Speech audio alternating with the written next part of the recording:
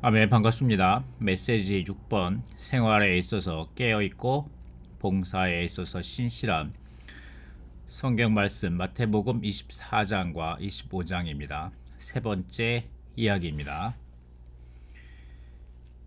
지난번에 말씀드렸듯이 마태복음 24장, 25장을 그냥 편안하게 그리고 혹은 기독교에 계신 분들을 위하여 말씀을 편안하게 구술해 볼까 하고 생각해 봤는데 저에게 별로 말씀에 은사가 별로 없어 가지고 제가 말을 유창하게 잘 하지 못합니다. 그래 가지고 원래 이 동영상을 미리 만들었었는데 다시 두 번째 만들고 있습니다. 첫 번째 거 그냥 놔두고 두 번째 거 다시 만들고 있습니다. 그냥 여러분에게 그냥 제가 모은 자료를 제공해 드리는 방식으로 하는 것이 더 좋을 것 같다는 생각이 들었습니다. 그냥 제가 뭐 말씀에 은사도 없는데 이것저것 구절이 말하는 것보다는 그냥 여러분에게 편안하게 자료를 제공해 드리도록 하는 방식으로 빨리 진행하도록 하겠습니다. 예. 자, 구독하고 좋아요 먼저 부탁드리겠습니다. 구독자 500명입니다. 500명 고지가 멀지 않았습니다. 예, 좀 500명 달성을 위하여 부탁드리겠습니다. 자, 왕국에 관한 예언입니다. 마태복음 24장, 25장은 마태복음의 왕국에 관한 예언입니다. 첫 번째 이스라엘에 관하여, 두 번째 교회에 관하여, 세 번째 모든 민족에 관하여가 24장부터 25장까지 쭉 있습니다. 이스라엘에 관하여 첫 번째 부분부터 시작하는데 이 첫 번째 부분은 A하고 B로 나눠집니다. 그리스도의 승천 때부터 이 시대 종결까지, 그리고 B의 이 시대가 종결될 때까지. 이 말씀은 뭐냐면 그리스도가 승천될 때부터 감난산에서 사도행전 1장의 감난 올리브산에서 그리스도가 승천하실 때부터 해서 대환란이 발생하기 전까지가 A번이고, 그 다음에 대환란이 발생하고 나서 3년 반이 B번으로서 24장 15절부터 31절까지 말씀입니다. 그리고 두 번째는 교회에 관하여 다뤄지고, 저도 요번에 새롭게 다시 알게 되었는데 마태복음 25장에 있는 것은 깨어있음에 대한 비유, 신실함에 대한 비유이고, 이 말씀은 먼저 24장 끝부분에서 먼저 말씀하고 계십니다. 깨어있고 예배함을 먼저 말씀하시고, 그 다음에 이것에 대한 비유를 말씀하시고 25장에서, 그 다음에 신실하고 현명함에 대해서 24장 끝부분에서 말씀하시고, 이것에 대해서 다시 25장에서 말씀하십니다. 첫 번째는 이것을 말한 주님께서 굳이 반복해서 이것을 말씀하신 이유는, 첫 번째는 민느레들이 잘 알아듣지 못할까봐 주님이 다시 25장 1절부터 30절을 사용하셔서 주님이 쭉 비유로서 이것에 대해서 쭉 풀어주신 겁니다. 두 번째는 이것이 너무나도 중요하기 때문입니다. 이것이 너무나도 교회에 관한 민느레들에게 이런 말씀이 너무나도 중요하기 때문에 예수님께서 이 부분을 다시 한번 이렇게 쭉 민느레들에게 잘 비유로서 말씀해 주신 것입니다. 우리가 이 말씀을 우리가 주의 깊게 듣기 바랍니다. 그리고 세 번째는 모든 민족에 관하여 말씀하시는 것입니다. 자, 다시 1번부터 돌아가서 이스라엘에 관하여 말씀하시고, 그 다음에 이 24장에 있는 이 시대의 종결이라는 이 말씀은 시대의 맨 끝 마감이 아니라 시대의 종결은 시대의 완성, 시대의 끝인데, 이거는 이 사건이 발생되기 전에 성경의 시대의 끝이라고 부르는 시기, 즉 3년 반 동안 지속될 시기이다 라고 말씀하시는데, 이 3년 반이 시작되기 전까지를 말합니다. 이 시대의 종결, 시대의 종결이라고 하는 것은. 그래서 그 다음 이것이 그리스도의 승천부터 시대의 종결까지, 그러니까 대환란이 시작하기 전까지 말씀하고 계십니다. 그것이 1절부터 14절까지 해서 이렇게 쭉 다뤄지십니다. 마태복음 24장 3절에서 주님이 말씀하셨죠. 주님이 제자들에게 와서 제자들이 주님에게 말씀하십니다. 올리브산에 앉으셨을 때 주님이 마지막으로 예루살렘에서 배척받으시고 심판받으시고 십자가에 달리시기 전에, 못 박히시기 전에 마지막으로 올리브산 위에서 제자들과 함께 계셨을 때 제자들이 예수님께 물어봅니다. 이렇게 하나 둘 세 개를 물어봅니다. 우리에게 말씀해 주십시오. 언제 이런 일들이 일어나며 주님께서 오시는 때와 이 시대가 종결될 때에는 어떤 징조가 있겠습니까? 라고 이 세 가지를 주님이 물어보신 거고, 이것을 마태복음 24장 4절부터 예수님께서 제자들에게 대답하셨다라고 말씀하시면서 쭉 25장 끝에 부분까지 주님이 이 세 가지에 대하여 주님이 대답하는 것입니다. 자, 그리고 4절부터 13절까지는 대환난이 있기 전에 어떤 일이 일어나는지에 대해서, 전쟁과 그 다음에 기근과 지진 이런 것들이 일어나고, 그 다음에 14절에 13절까지 일어납니다. 그리고 14절에 이런 말씀을 하시죠. 이 왕국 복음이 온 세상에 전파되어 모든 민족에게 증거가 될 것이며 그때야 끝이 올 것입니다. 라고 말씀하십니다. 아멘. 해서 8절, 이 모든 것은 해산의 고통의 시작입니다. 라고 말씀하시면서 이스라엘이 지금 하마스와 전쟁하고 헤즈볼라와 전쟁하고 이란과 전쟁하려고 하고, 이런 모든 것들이 다 유대인들에게 있어서 해산의 고통이라는 거죠.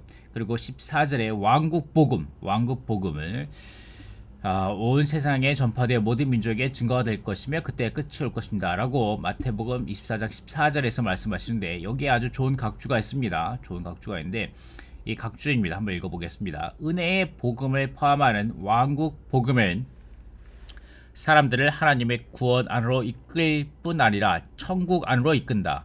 은혜의 복음은 죄들을 용서함과 하나님의 구속과 영원한 생명을 강조한다. 요한복음 3장 16절 말씀과 같죠.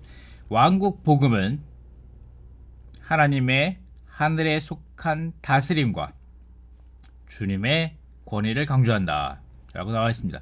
이 왕국 복음은 이 시대의 끝이 오기 전에 온 땅에 전파되어 모든 민족에게 증거가 될 것입니다.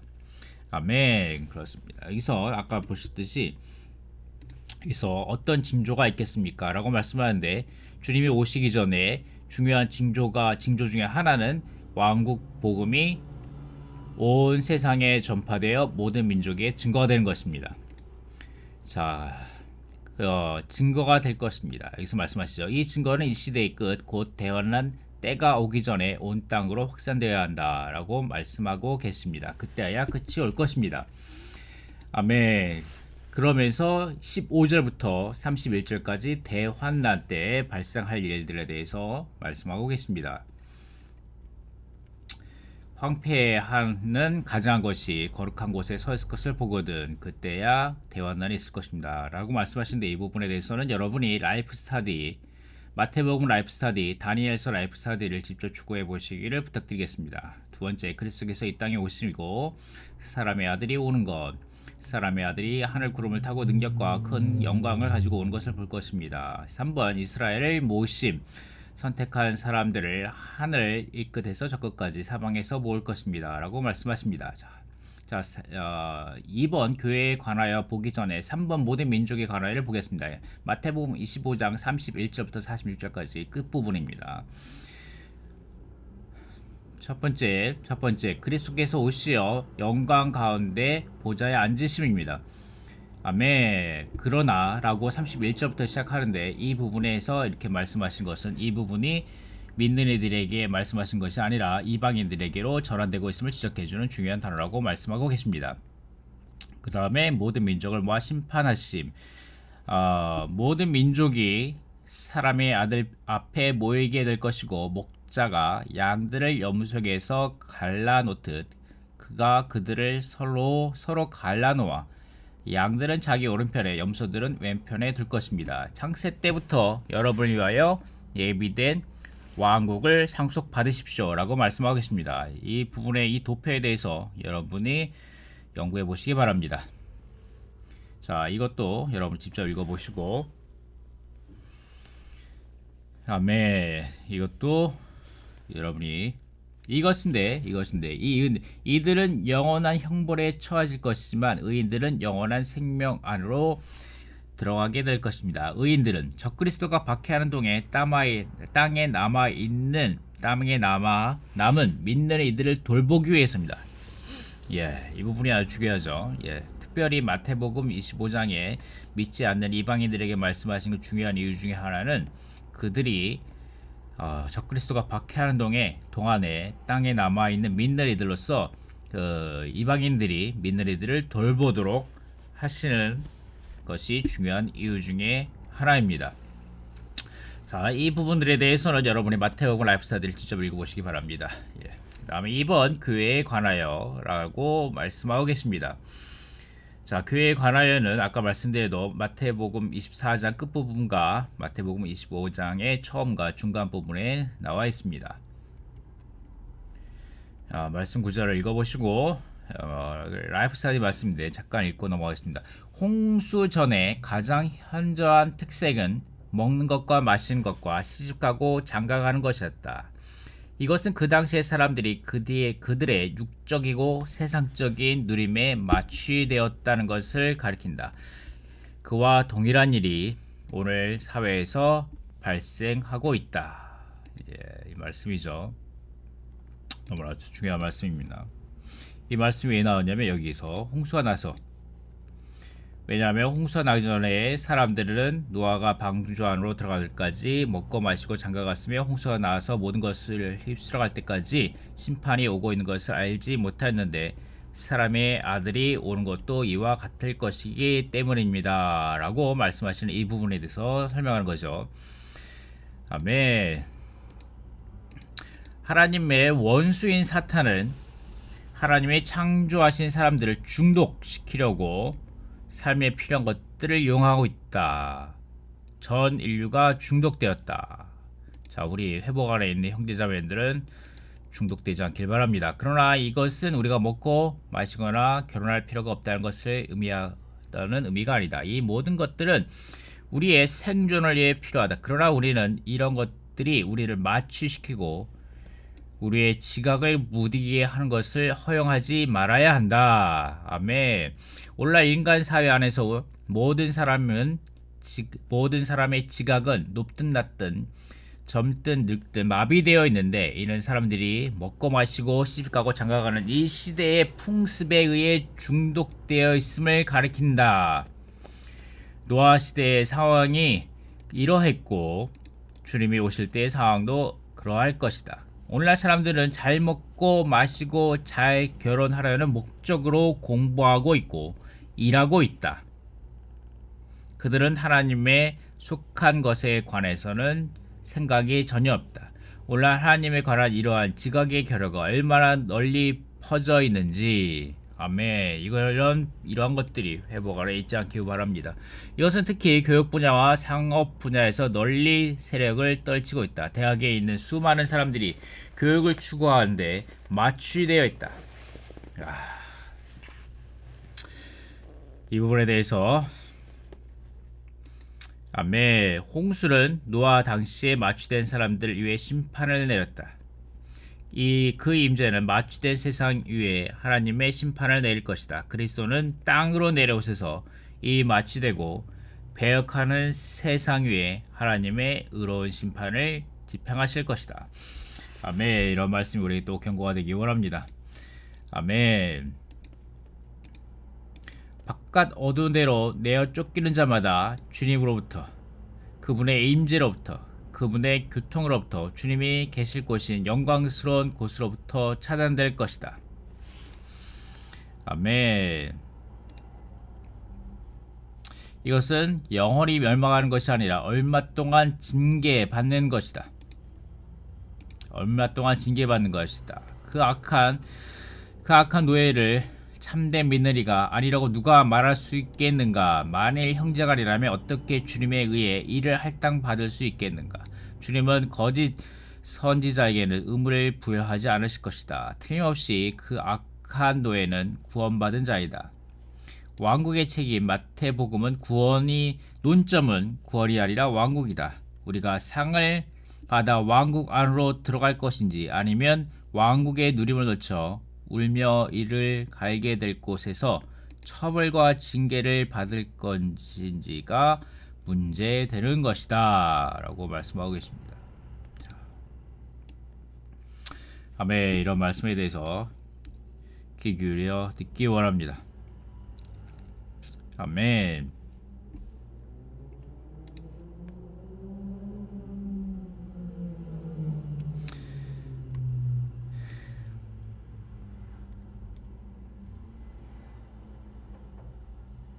그를 엄하게 처벌하고 위선자들이 받을 벌을 내릴 것이니 거기서 슬피우며 이를 갈게 될 것입니다.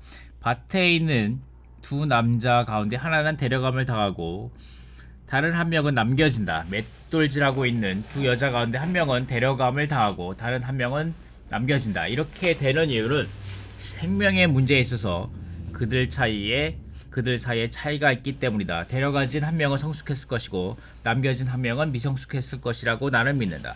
바로 생명의 차이가 있다. 생명 안에서 성숙한 자들이 이기는 자들의 휴거는 남아있게 될 이들에게 하나의 표징이 될 것이다.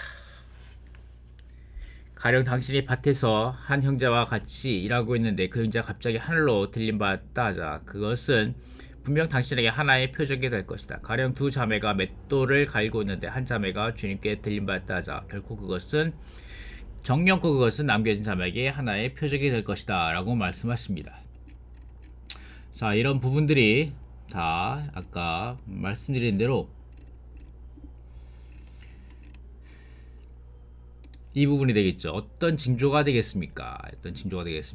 우리가 어떤 사람이 휴거되는 것도 이러한 주님께서 오실 때 하나의 징조가 될 것입니다. 자, 여기까지 서론을 마치고 지금부터 제임스 리 형제님의 오프닝 말씀을 좀 읽고 들어가겠습니다. 제임스 리 형제님 오프닝 말씀입니다. 우리가 유념해야 할 것은 이번 훈련의 전체 주제입니다. 하나님의 왕국의 실제 안에서 삶입니다. 하나님의 왕국의 실제 안에서 살려면 우리는 이러한 생활, 즉 이러한 두 방면을 가진 생활이 필요합니다. 바로 생명의 방면과 봉사의 방면입니다.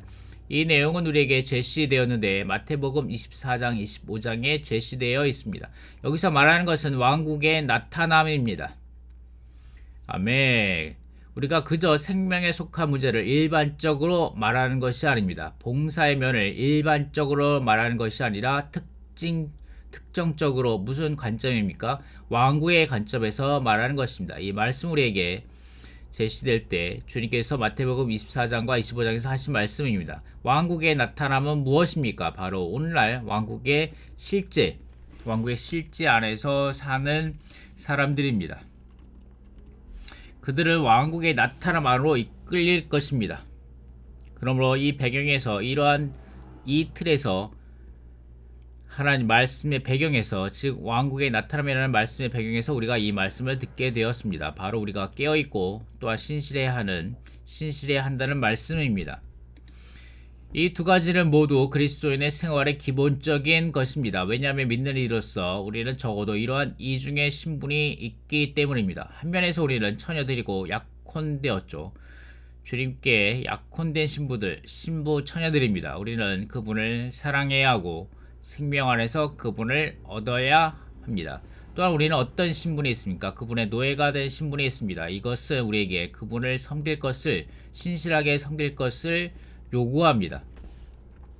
그러므로 우리 각 사람은 믿는 이로서 우리에게 이 두 가지 신분이 있습니다. 하나는 생명에 속한 신분이고 또 하나는 봉사에 속한 신분입니다. 우리는 이 하나가 없으면 또 다른 것을 가질 수 없습니다. 제가 관찰한 바에 따르면 너무나 쉽게 믿는 이들이 하나의 초점을 다른 것보다 더 둘 수 있습니다. 균형 잡히지 않을 수 있습니다. 자, 이 부분이죠. 이 부분. 예. 이 부분 중요한 부분, 도입 부분에 있어서 중요한 말씀이 이 부분입니다. 어떤 사람은 주님을 사랑하는 것을 선호하고 주님을 생명으로 얻기를 더 선호합니다. 그들은 이것에 초점을 둡니다. 그런 충분한 주의를 그들의 봉사의 면에 들이지 않습니다.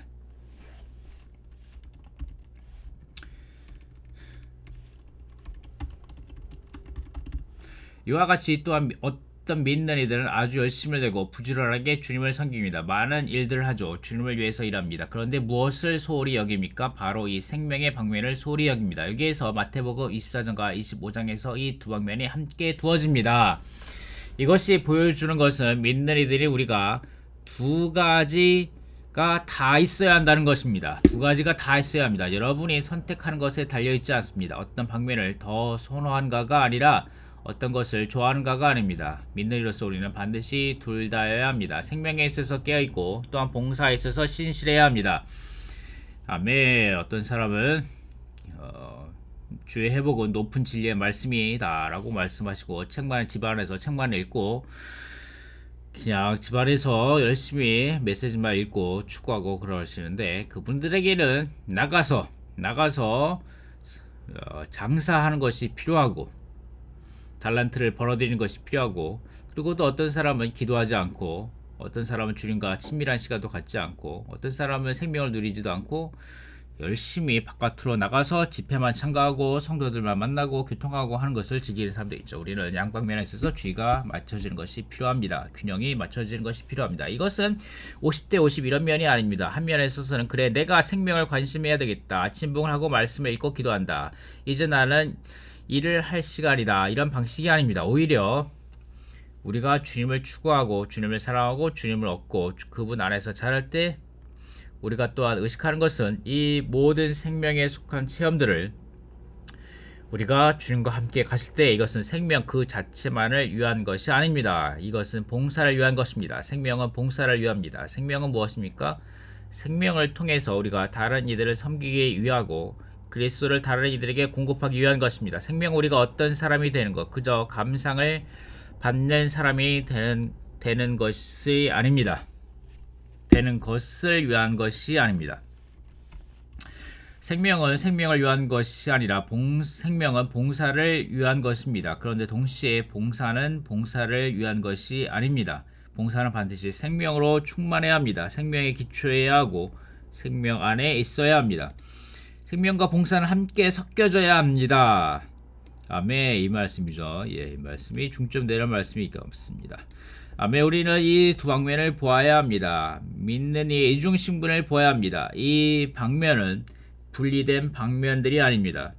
이것은 함께 섞여져야 합니다. 그러므로 우리가 주님을 얻기를, 생명 안에서 주님 얻기를 추구할 때 우리가 인식해야 할 것은, 우리가 주님께서 생명 안에서 무엇을 주님께 얻든지 이것은 봉사를 위한 것입니다. 우리는 그분을 섬기기 위한 것, 그분을 다른 이들에게 공급하기 위한 것입니다.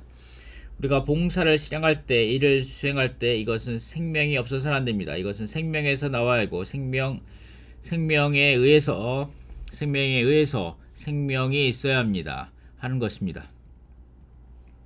이러한 생활이 바로 우리가 왕국의 실제 안에 있게 필요한 생활입니다. 아멘. 자, 여기까지 오프닝을 마치고, 자, 이제 본격적으로 마태복음 24장 25장을 들어갈 것인데, 들어가기 전에 간단한 산수 문제를 풀겠습니다. 2 플러스 10은 12입니다. 이게 무슨 말이냐면 24장 끝부분에는 둘이 있습니다. 둘. 그리고 25장에는 5처녀 라고 해서 10명이 있습니다.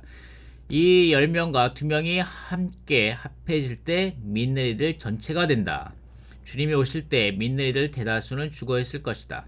오직 소수 밭에 있는 두 남자나 맷돌질하는 두 여자로 대표되는 남은 자들만이 살아있을 것이다. 그러므로 25장 1절부터 13절까지는 24장 40절과 41절에 대한 완결이다 라고 말씀하시고 계십니다. 아멘. 25장의 완결이라는 또 하나의 지적은 남자들 중 한 명과 여자들 중 한 명은 데려감을 당했고 나머지는 나머지 남녀는 남겨졌다는 사실에서 발견된다. 왜 한 명은 데려가졌고 다른 한 명은 남겨지게 되었는가? 그 답은 24장에는 없고 25장에서 찾아볼 수 있다. 한 명이 데려감을 당하는 것은 그가 성령으로 충만했기 때문이었고 다른 한 명이 남겨진 이유는 그에게 여분의 기름이 부족했기 때문이다. 아멘. 자, 이제 개요로 들어가겠습니다. 개요로 들어가서 생활에 있어서 깨어있고 봉사에 있어서 신실함. 네. 개요 로마 숫자 1번. 생명에 위해서 하나님의 영이 필요할 뿐만 아니라 충만하게 해주심도 필요한데 우리가 주님의 증거를 위해 처녀의 생활을 할 수 있도록 하려는 것이었다. 열처녀 대가를 집을 그 영 깨어 있어야 한다 라고 말씀하시죠. 생명의 방면, 주님의 증거, 성령의 내주, 성령의 충만도 필요하다.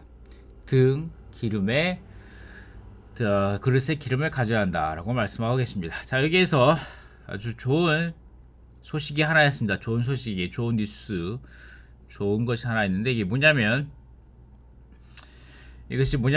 자, 현명한 처녀들이 되기 위한 질그릇 등과 그릇 세트입니다. 이것도 거기에다가 기름, 예루살렘에서 만들어진 기름도 있습니다. 예루살렘에서 만들어진 기름, 예루살렘에서 만들어진 올리브 기름이다. 올리브 기름이 있고, 자, 예수님 시대에서 사용했던 걸 그대로 복제해서 만들었다고 합니다. 가격도 비싸지 않습니다. 20달러밖에 안 합니다. 20달러. 운송비는 얼마인지 잘 모르겠지만 20달러밖에 안 하고 여기 심지도 있고 이것도 예루살렘에서 이스라엘에서 만든 거랍니다. 이스라엘에서 이거 여기 뭐라고 썼냐면 이것은 작동합니다. 마치 예수님 시대에 있었던 것 같이 작동합니다. 라고 말하고 있습니다. 자, 여러분이 이 키트를 이 세트를 하나씩 사셔가지고 집에다가 올리브 기름 여기다 붓고 여기다 심지에다 불을 붙여가지고 여러분의 집에 빛이 가득하게 만들어 보신 것도 좋을 것 같습니다. 그리고 여기 기름, 여기 그릇에 기름을 가득 채우셔야 합니다. 기름을 가득 채우셔야 합니다. 자, 아셨죠? 자, 등입니다. 등은 뭐냐면 믿는 이들의 영이고 주님의 증거입니다. 또 심지가 영인데 심지도 사람의 영이라고 말하고 있습니다. 그리고 등을 가지고 있다라고 말하는 것은 하나님의 영께서 그들의 영 안에 계신다는 것을 의미하고 그릇에 기름을 가지고 있다는 것은 하나님의 영께서 그들의 혼을 충만하게 하시고 적시고 계신다는 것을 의미한다고 말씀하고 계십니다. 예, 아주 좋은 말씀이죠. 네. 여러분이 직접 이 부분을 읽어보시기 바랍니다. 여기 관련 성경 말씀이 있는데 베드로전서 2장 25절 말씀입니다. 여러분이 전에는 길 잃은 양처럼 방황하였으나 이제는 여러분의 혼의 목자이시며 감독이신 분께로 돌아왔습니다. 우리의 혼의 목자이시죠. 우리의 혼을 돌봐주시는 주님이 계십니다. 우리의 혼을 돌봐주시는. 그리고 여러분을 히브리서 13절 17절 말씀, 여러분을 인도하는 사람들에게 순종하고 복종하십시오. 그들은 자신들의 일을 결탁할 사람들처럼 여러분의 혼을 위해 깨어 있습니다. 그들이 이 일을 탄식으로 하지 않고 기쁨으로 하게 하십시오. 그들이 탄식으로 한다면 여러분에게 유익이 없을 것입니다. 라고 말씀하시면서 이것이 또 랑켄그 스님이 특별히 이 부분에서 메시지 1번에서 언급하셨습니다. 자, 무슨 말을 언급하셨냐면 사랑스러운 형제님들께서, 그런데 얼마나 많은 사랑스러운 형제님들께서 모든 성도들의 혼을 감독하고 있을까 의문스럽습니다. 그들이 어쩌면 토요일에 기도하고 수세 시간 동안 교통할 수 있겠죠. 총체적으로 그 봉사하는 형제님들이 서로에게 형제님, 저는 어떤 형제님에 대한 깊은 염려가 있는데요. 그는 지난 5년 동안 전혀 잘하지 않습니다. 우리가 어떻게 그들을 돌봐줄 수 있을까요? 라고 말할 수 있을까요? 라고 말하면서 우리에게 이렇게 서로 지체들의 혼을 관심해주고 또 잘하게 도와주는 것이 필요하다고 메시지 1번에서 형제님이 말씀하셨죠. 우리에게 이런 것에 대해서 깨움이 필요합니다. 우리에게 많은 현실적인 일들을 돌볼 수 있는 다른 봉사자들이 필요합니다. 라고 말씀하셨죠. 자, 우리가 말씀하셨죠. 이 등이 있고, 등은 우리 영입니다. 영이고, 이 그릇은 우리의 혼입니다. 혼에까지 우리의 이러한 내재적으로 우리가 내재적으로 성령이 내주할 뿐만 아니라 성령으로 충만해야 합니다. 이 성령으로 내주할 뿐만 아니라 이 그릇 안에 성령이 충만해야 합니다. 성령이 내주하고 성령이 충만해야 합니다. 우리의 영과 우리의 혼에 기름이 가득 채워져야 합니다. 이 작은 병 하나뿐만 아니라 우리에게 이런 많은 병들의 기름이 가득 채워져야 합니다. 우리의 생각, 감정, 의지 이 세 가지 부분, 특별히 우리 혼의 세 가지 부분에 우리의 그 기름이 가득 채워져야 합니다. 우리 혼에. 그러기 위해서 특별히 여기서 개요에서 뭐라고 말씀하시냐면 이 기름을 사기 위해서는 대가를 지불해야 한다고 말씀하고 계십니다. 우리 성령을 충만을 얻으려면 세상을 버리고 자아를 처리하며 모든 것보다 주님을 더 사랑하고 그리스도를 위해 모든 것을 해로 여기는 등의 대가를 지불해야 된다고 말씀하고 계십니다. 성령이 아닌 그리스도가 아닌 모든 우리 그릇 안에 이 질그릇 안에 있는 모든 것들, 세상, 자아, 세상을 사랑함, 자녀들을 사랑하고 가족들을 사랑하고 주님보다 더 많이, 그리고 우리의 성공, 미래, 학업, 심지어는 금신, 염려 이런 모든 것들을 다 쏟아 버려야 합니다. 다 내려놓아야 합니다. 아멘. 그러할 때 그릇이 채워질 수 있습니다. 먼저는 그릇이 비워지고 그 다음에 기름으로 채워질 수 있습니다. 성령으로 충만될 수 있습니다. 심지어는 이 질그릇이 파쇄되어야 된다고도 말씀하셨습니다. 우리가 이 질그릇이 파쇄될 때 우리가 새롭게 주님 앞에서 기름으로 채워질 수 있을 것입니다. 자, 여기에서 재미있는 자료가 하나 있어서 갖고 왔습니다. 올리브입니다. 올리브를 다 이렇게 녹색 올리브가 이렇게 자라서 보라색 올리브가 되고, 이것을 잘 익은 올리브를 하나하나 따는 겁니다. 자, 여기서 한번 올리브 채취를 정확하게, 올리브 기름을 어떻게 만드는지 한번 보도록 하고 넘어가겠습니다. 자, 여기 올리브를 따고, 올리브 나무입니다. 이 올리브 나무에서 올리브를 따는 바구니가 여기 있죠. 올리브 잘 익은 것들 하나하나 이렇게 잘 따고 해서 이렇게 잘 익었나, 이렇게 꽃이 핀 거죠. 올리브 나무에 꽃이 펴가지고 올리브 열매가 생기고, 이제 하나하나 잘 자랐네 하고 나면은 이렇게 올리브를 따가지고 돌로 꽝꽝 져가지고 이렇게 천 조각에다 놓고 이걸 꼭 짜면은 올리브 기름이 나온다는 거죠.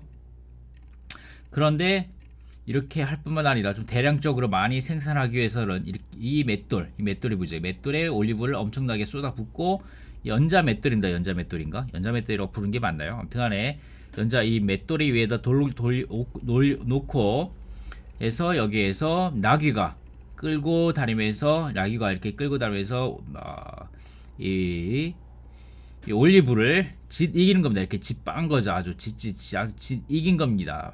이긴 거죠. 이긴 올리브를 다시 마대 푸대 같은 자루에다 담아가지고 층층층이 담아가지고 지렛대 원리를 사용해서 여기 돌을 달아가지고 이것을 꽉 눌러주는 겁니다. 꽉, 마치 한국에 두부 만드는 것도 있어. 두부 만드는 것처럼 그 위에다가 뭔가를 꽉 눌러주면 이렇게 올리브 기름이 쫙 짜서 나오게 되는 겁니다. 쫙 짜서 이렇게 커다란 돌멩이를 이렇게 매달게 되면은 여기에서 이게 올리브 기름이 이 통인데 올리브 기름이 여기 쫄쫄쫄 흘러와서 여기 올리브 기름이 여기에 모이게 됩니다.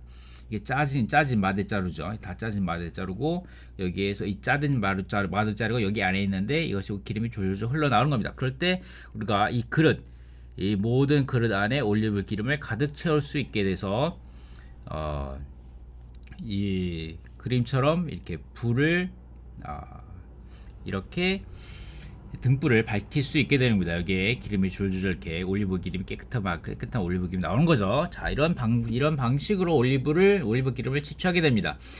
자, 여기에서 볼 수 있는 거는 또 우리가 누릴 수 있는 건 뭐냐면, 자, 이것이 지난번 메시지인데, 지난번 5번이 아니라 4번 메시지, 4번 메시지. 우리 여기서 뭐라고 말씀하시냐면, 우리는 십자가를 짐이라는 열쇠를 사용하기를 배워야 한다 라고 말씀하시면서, 십자가를 지는 것은 바로 하나님의 뜻을 받아들이는 것을 의미한다. 십자가는 하나님의 뜻이다. 십자가는 고통받는 것이 아니고, 십자가는 고난받는 것이 아니고, 십자가는 하나님의 뜻이라는 거죠. 하나님의 뜻. 자기 십자가를 지고 라는 말은 우리가 억지로 십자가를 짊어지는 것이 아니라 마치 범죄자들과 같이 억지로 십자가를 짊어지는 것이 아니라 기꺼이 자원하여 십자가를 진다는 것을 의미한다는 거죠. 우리의 남편, 아내, 자녀들이 하나님의 뜻이며 따라서 우리의 십자가이다. 마치 여기에 남편, 아내, 자녀들과 같이 돌멩이가 꽉 매달려 있을 때, 우리가 짊어질 때 올리브 기름이, 올리브 빠진 것이 쫙 눌려져 가지고 여기 올리브 기름 줄줄줄 나오는 것 같다는 거죠. 한 교회는 하나님의 뜻이며 교회 안에 모든 형제 자매들도 하나님의 뜻이다. 따라서 십자가를 짊어지는 것은 진정한 하나를 갖기 위해 교회를 짊어지고 모든 성도들을 짊어지는 것이다 라는 거죠. 우리가 이 말씀에 따라서 보면, 우리가 이런 돌멩이가 더 많을수록 올리브 기름이 꽉 짜듯이 올리브 기름이 많이 산출되는 것 같이, 우리가 더 많은 형제 자매님들을 교회 안에서 형제자매들 더 많이 짊어질수록 우리에게 더 풍성한 올리브 기름이 산출된다는 거죠. 우리에게 혼에 성령으로 충만되기 위해서는 개인적으로 주님을 누리고 말씀을 보고 기도할 뿐만 아니라, 우리가 십자가를 짐으로 꽉 짓눌려질 때 우리에게 더 많은 기름이 산출된다. 더 풍성한 성령의 충만을 얻을 수 있다는 거죠. 우리는 우리의 십자가를 질 뿐 아니라 우리의 십자가를 지고 다녀야 한다. 즉, 십자가에 머물면서 날마다 우리의 옛사람을 십자가의 종결 아래에 두어야 한다. 이렇게 매일매일 이렇게 형제 자매님들을 짊어지고 다니는 것이, 그들을 위해서 섬기고 그들을 봉사하고 그들을 목양하고 양육하는 것이 또한 우리 옛사람을 십자가의 종결 아래에 두는 가장 좋은 방법 중에 하나라는 거죠.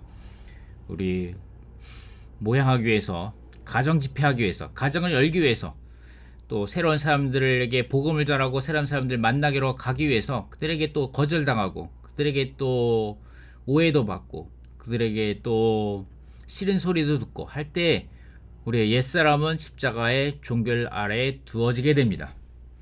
다음에 우리가 메시지를 추구하고 기도함으로 십자가의 종결 아래에 둘 수 있을 뿐만 아니라, 더 확실하고 더 직접적인 길은 우리가 교회 안에서 많은 성도들을 섬기는 것입니다.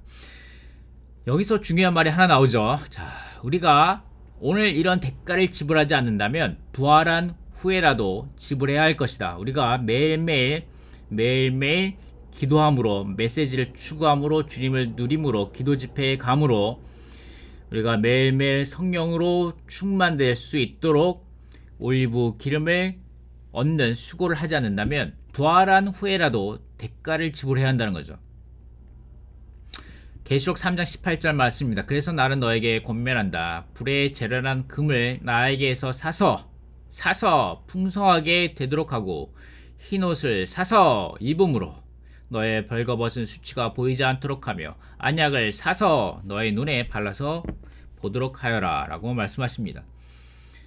아멘. 계시록 각주는 각주입니다. 어떤 것을 사기 위해서는 대가를 지불해야 한다. 회복되었다가 타락한 교회는 자신에게 절대적으로 필요한 금과 흰옷과 안약을 사기 위하여 대가를 지불해야 한다. 자, 억지로 끌려가는 나귀와 같이 되지 않고, 우리는 자원하여 기꺼이 십자가를 짐으로 대가를 지불하여 이 시대에서 주님의 긍휼 가운데 하루하루 살아가는 이 시대에서 우리는 대가를 지불하여 기름을 사기를 원합니다. 성령을 충만함으로 우리의 혼으로 이 기름이 확대되어 변화받고 성숙해 된 자들이 되기 원합니다. 고린도후서 5장 10절 말씀입니다. 이 말씀이 아주 중요하죠. 왜냐하면 우리 모두가 반드시 그리스도의 심판대 앞에 나타나라고 말씀. 이것도 똑같이 이 그림도 똑같이 여기 꽉 눌려져 가지고 올리브 기름이 짜진 겁니다. 그리고 환경과 우리 자녀과 우리 가정과 우리 형제자매들을 통하여 우리 자신들이 꽉 눌려지면서 겉사람이 파쇄될 때 영이 해방됨으로 우리의 영이 우리의 혼까지 우리의 몸까지 심지어는 형제 자매들에게 금 기름을 공급해 줄 수 있을 것입니다. 우리 모두가 반드시 그리스도의 심판대 앞에 나타나 각 사람이 선이든 악이든 자기 몸으로 행한 것에 따라 그대로 대가품을 받기 때문입니다. 각주입니다. 각주. 그리스도께서 돌아오실 때 그분의 심판대에서 믿는 이들을 심판하실 것이다. 이것은 영원한 구원에 관한 심판이 아니라 시대적인 보상에 관한 심판이 될 것이다. 몸을 입고 사는 동안 우리는 주님을 기쁘게 해드리기 위해 몸으로 일을 해야 한다. 이것은 주님께서 오실 때 그분께 보상을 받기 위한 것이다. 자, 이 부분 다 회복 안에 있는 분들은 다 아실 거라고 생각합니다. 천년 왕국이 교회 시대, 은혜 시대가 끝나고 주님의 재림이 있을 때 마태복음 24장 30절 말씀과 같이 주님의 재림, 다시 오심이 있을 때 우리는 고린도후서 5장 10절 말씀과 같이 그리스도의 심판대 아래 서게 된다는 거죠. 믿는 이들은 그래서 여기에서 보상을 받는 이들은 기름을 잘 예비한 자들은 그의 혼까지 그릇에 넘치도록 기름을 예비한 자들을 그리고 달란트를 많이 벌은 장사를 잘한 이기는 이들은 주님이 오실 때 천년 왕국에 속한 하늘에 속한 부분에 들어가서 그리스도와 함께 결혼 잔치를 누리고 그리스도와 함께 기쁨을 함께 누린다는 거죠. 그런데 여기 그리스도의 심판대에서 실패한 믿는 이들은 불을 통과하게 된다는 것입니다. 고린도전서 3장 12절 15절 말씀과 같이 불을 통과하게 된다는 거죠. 자, 이 부분이 아주 중요한 말씀입니다. 그래서 좀 더 보도록 하겠습니다. 하나님의 영원한 심판입니다. 하나님의 영원한 믿지 않는 이들에 대한 영원한 심판은 주로 크고 흰 보좌에서 집행될 것입니다. 계시록 20장 11절 15절 말씀 이 밑에 여기에 있습니다. 크고 흰 보좌와 거기에 앉으신 분을 보았습니다. 라고 말씀하시면서 나는 죽은 사람들이 큰 사람이든 작은 사람이든 다 보좌 앞에 서 있는 것을 보았습니다. 라고 말씀하시고 두루마리들이 펼쳐 있었고 또 다른 두루마리가 펼쳐져 있었는데 그것은 생명책이었습니다. 심판을 받았습니다. 라고 말하고 계십니다. 자, 생명책에 아멘. 생명책에 기록돼 누구든지 이 생명책에 기록되지 않은 사람은 이 불못에 던져졌습니다. 자, 그렇기 때문에 우리는 열심히 복음을 전해야 합니다. 은혜의 복음과 왕국 복음을 전해야 합니다. 사람들이 불못에 가지 않도록 우리는 복음을 전하기 원합니다. 크고 흰 보좌에서 집행될 영원한 심판은 첫 번째, 두 번째, 세 번째가 있는데 첫 번째 천년 왕국 후에입니다. 천년 왕국 후에 믿지 않고 죽은 사람들을 심판하기 위해 불못에서 영원한 형벌을 주기 위해 있을 것이다. 이 심판은 유죄 판결을 받은 죄인들 모두에게 집행될 것이다 라고 말하는 것이 하나님의 영원한 심판이고 하나님의 심판대 그리스도의 심판대라는 것이 있습니다. 이것은 천년 왕국 전입니다. 앞에 있는 것은 후였는데 이것은 전입니다. 천년 왕국 전에 그리스도께서 돌아오신 직후에 그리고 부활하고 휴거된 모든 믿는 이를 심판하기 위하여 세 번째, 천년 왕국에서 보상이나 형벌을 주기 위하여 있을 것이다. 이 심판에서는 믿는 이들의 구원받은 후의 생활과 일을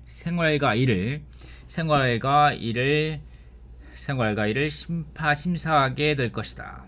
이 심판은 절대적으로 믿는 이들의 변화, 우리는 이 시대에서 변화받기 원합니다. 매일매일 같이 변화와 많은 관계가 있기 때문에 변화와 관된 이 부분에서 언급하거든. 로마서 14장이라는 거죠. 그런데 그대는 왜 그대의 형제를 판단합니까? 왜 그대의 형제를 업신여깁니까? 우리는 모두 하나님의 심판대 앞에 서게 될 것입니다. 아멘.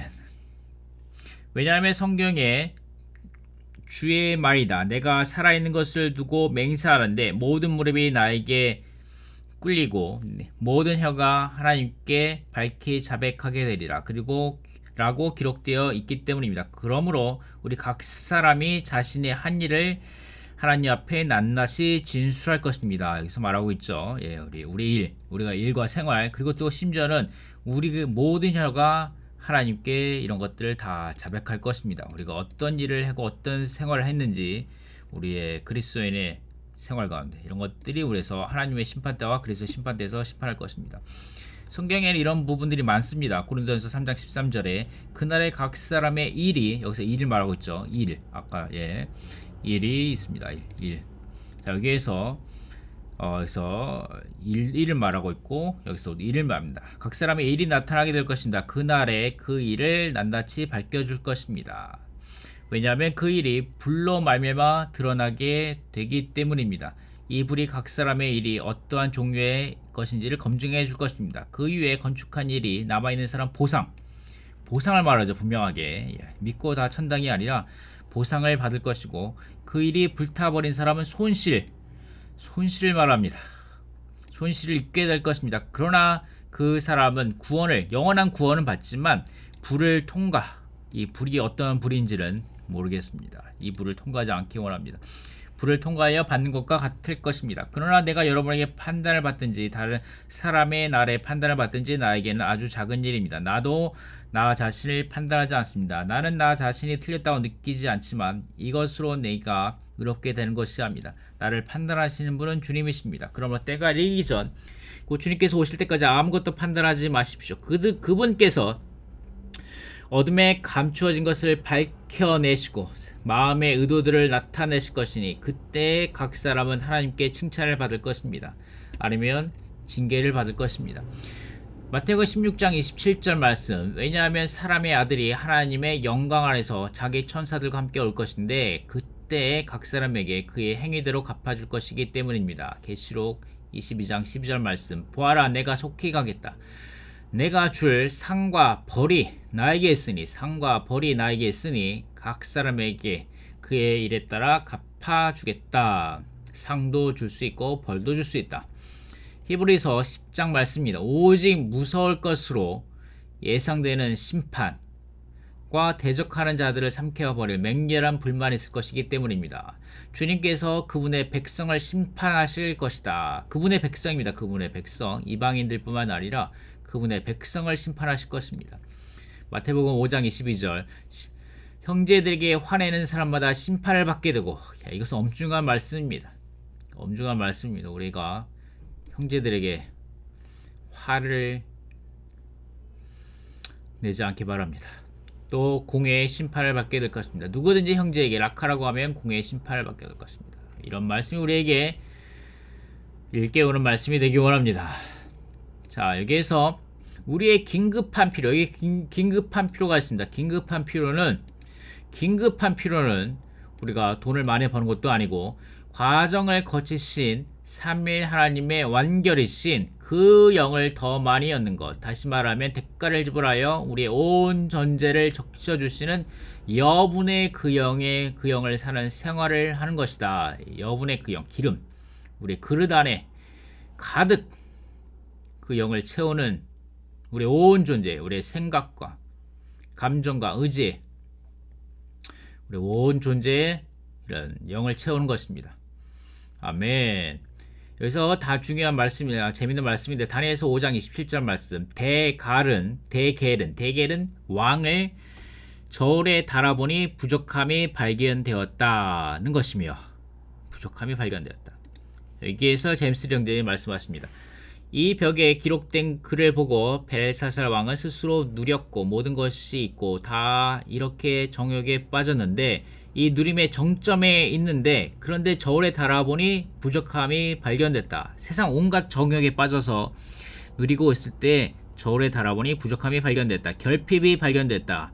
그렇게 무게가 없다. 외적으로는 아주 부유하지만 외적으로는 모든 것이 있지만 내 저울에는 너는 너무나 조금밖에 없다. 아무것도 없다. 라고 말씀하신다는 거죠. 제가 염려하는 것은 우리가 하나님 앞에서 측량될 때 우리가 얼마만큼의 무게가 있습니까? 여러분의 몸무게를 말하는 것이 아닙니다. 여러분의 영적인 무게입니다. 라고 말씀하십니다. 아멘. 우리가 이런 말씀이 우리에게 깨우는 말씀이 되기 바랍니다. 아멘. 주님 앞에 우리가 가득 그 영과 또 금을 가짐으로 금기름으로 가득 채워짐으로 우리에게 충만한 기름의 무게, 충만한 금의 무게가 가득 채워지기를 바랍니다. 우리에게 이런 충만한 우리 각각의 그릇에 기름이 가득 채워지기 바랍니다. 아멘. 우리의 생각에, 감정에, 느낌의 각 부분에, 우리의 마음의 각 방에 기름이 가득 채워지기 바랍니다. 자, 여기에서 제임스 리 형제님이 또 한 가지 말씀하셨는데 특별하게 아주 기분 좋은 부분이라서 같이 나누기 바랍니다. 주님께 유용하게 되는 길이라는 책에서 대가를 지불함이라는 장이 있습니다. 아, 그런가? 네, 이것을 추구해 봐야겠습니다. 예. 주님께 유용하게 되는 길이라는 책에서 대가를 지불하는 장이 있습니다. 그 메시지 시작하실 때 하나님 하시는 말씀은 대가를 지불하는 것은 항상 지속되어야 한다. 우리의 평범한 일상생활에서 지속되어야 한다. 이 말씀입니다. 이 말씀이 여기에 키포인트입니다. 여기에 우리의 평범한 일상에서 지속되어야 한다. 우리가 이렇게 생각하지 말아야 합니다. 나는 대가를 지불하여 전시간 훈련에 왔다. 나는 대가를 지불하여 장로 훈련에 왔다. 나는 대가를 지불하여 특별 집회에 왔었다. 나는 메시지를 들었었고 나는 주님을 드렸었고 주님의 말씀을 많이 들었다. 물론 대가를 지불한다고 생각할 때 오직 어떤 특별한 상황이라고 생각하겠지만 어떤 형식적인 것을 그런 환경들을 생각하겠지만 형제님이 위트니스 리 형제님이 말씀하신 것은 참으로 대가를 지불하는 것은 우리의 모든 일상생활에 있다라고 말했습니다. 이 말씀이 아주 중요하죠. 심지어 우리가 관광을 하러 갈 때 어떤 분들은 관광을 하러 가서 여러 곳에 가겠죠. 심지어 여러분이 이렇게 관광을 하러 갈 때에도 여러분은 대가를 거기서 지불해야 합니다. 주님을 얻기 위해서 대가를 지불하는 것입니다. 여러분이 대가를 지불할 수 없다면 여러분이 대가를 지불할 수 없다면 여러분이 이 모든 평범한 일에 일상적인 일에 참여한다면 여러분이 어떤 형식적인 상황에서 공식적인 상황에서 대가를 지불하는 것은 참된 것이 아닙니다. 참된 것이 아닐 수 있다고 말한 거죠. 네. 실제가 아닙니다. 여러분이 전시간 훈련에 올 때 물론 대가를 지불하죠. 어떤 장로 훈련을 오기 위해서 대가를 지불하죠. 그러나 날마다 모든 상황에서 대가를 지불해야 합니다. 주님을 얻기 위해서입니다. 이것이 참으로 저에게 빛비춤이 되었습니다. 그러므로 우리는 이러한 이 생각의 틀을 가져야 합니다. 내가 무엇을 하든지 이것이 관광이든지 혹은 직장으로 돌아가든지 사무실로 돌아가든지 어머니가 아기를 돌보든지 집안일을 돌보든지 어쨌든 거기서 대가를 지불하여 주님을 얻는 것입니다. 그렇습니다. 우리가 설거지를 할 때에도 내가 왜 설거지를 해야 되냐라고 불평불만을 가득한 것이 아니라 거기서 영으로 돌이켜서 주님의 이름을 부르며 주님 감사합니다. 내가 지체를 섬길 수 있도록 설거지를 할 수 있는 분깃을 저에게 주심을 감사합니다. 더 많은 설거지를 할 수 있도록 형제자매들 더 많이 우리 집으로 불러주십시오 라고 기도할 때 우리는 대가를 지불하여 기름을 사게 될 것입니다. 여러분이 이 모든 이 사소한 일들을 돌볼 때 여러분이 거기서 여러분의 영 안에서 훈련하여 주님을 얻는 것입니다. 기름을 사는 것입니다. 여러분이 사는 것은 무엇입니까? 그저 어떤 지식이 아니라 여러분이 사는 것은 바로 이 생명 주시는 영 자체입니다. 그분이 여러분의 영 안에 계십니다. 여러분은 그분께 허락해 드려서 여러분의 혼의 모든 부분에 확산되시도록 허락해 드리는 것입니다. 아멘. 이런 말씀을 주시면 감사합니다. 자, 여기서 개요이 로마숫자 1번이고, 예, 스갈에서 4장 말씀이 나옵니다. 스갈의 말씀. 여기서 조금만 읽겠습니다. 자, 예, 금기름. 예, 이 부분에서 금기름이라고 말하는데, 어딨죠? 어디 있었는데. 예, 나중에 보겠습니다. 예.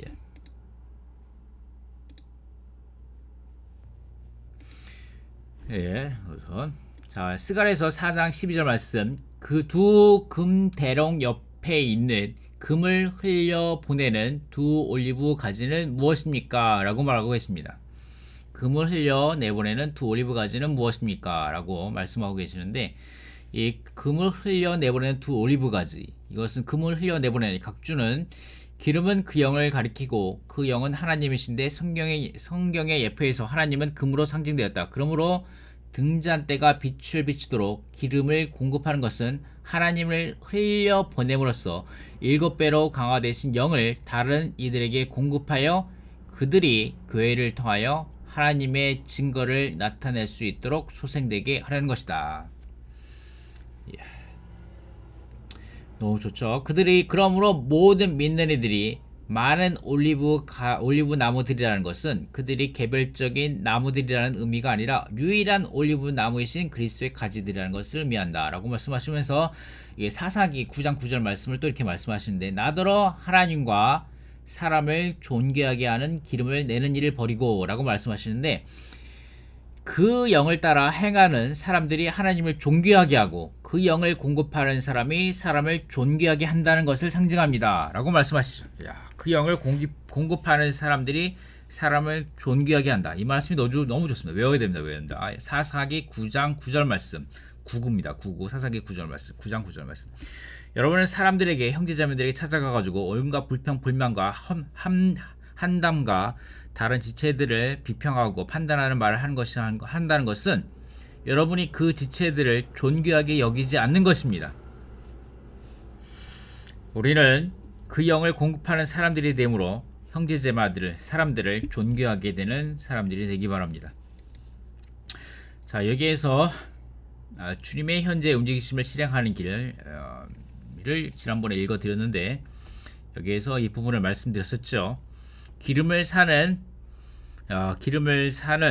다른 방법이 없다. 오직 기도만이 기름을 살 수 있다. 만약에 여러분이 기도하지 않는다면 여러분은 기름을 사기 위하여 대가를 지불하지 않는다는 것을 의미합니다 라고 말씀하고 계십니다. 그렇습니다. 우리는 더 많이 기도하기 바랍니다. 자, 여기에서 하나님의 왕국의 실제 안에서 사는 자에 대한 생명 안에서의 훈련 생활 점검표가 있습니다. 훈련 생활 점검표. 자, 이것은 총 12점이고 매번 체크하는 것입니다. 기한은 주님의 주권과 긍휼이 미친 날까지입니다. 예고 없이 갑자기 끝날 수 있습니다. 왜냐하면 첫 번째, 주님이 언제 갑자기 오실지, 도적과 같이 언제 갑자기 오실지 모릅니다.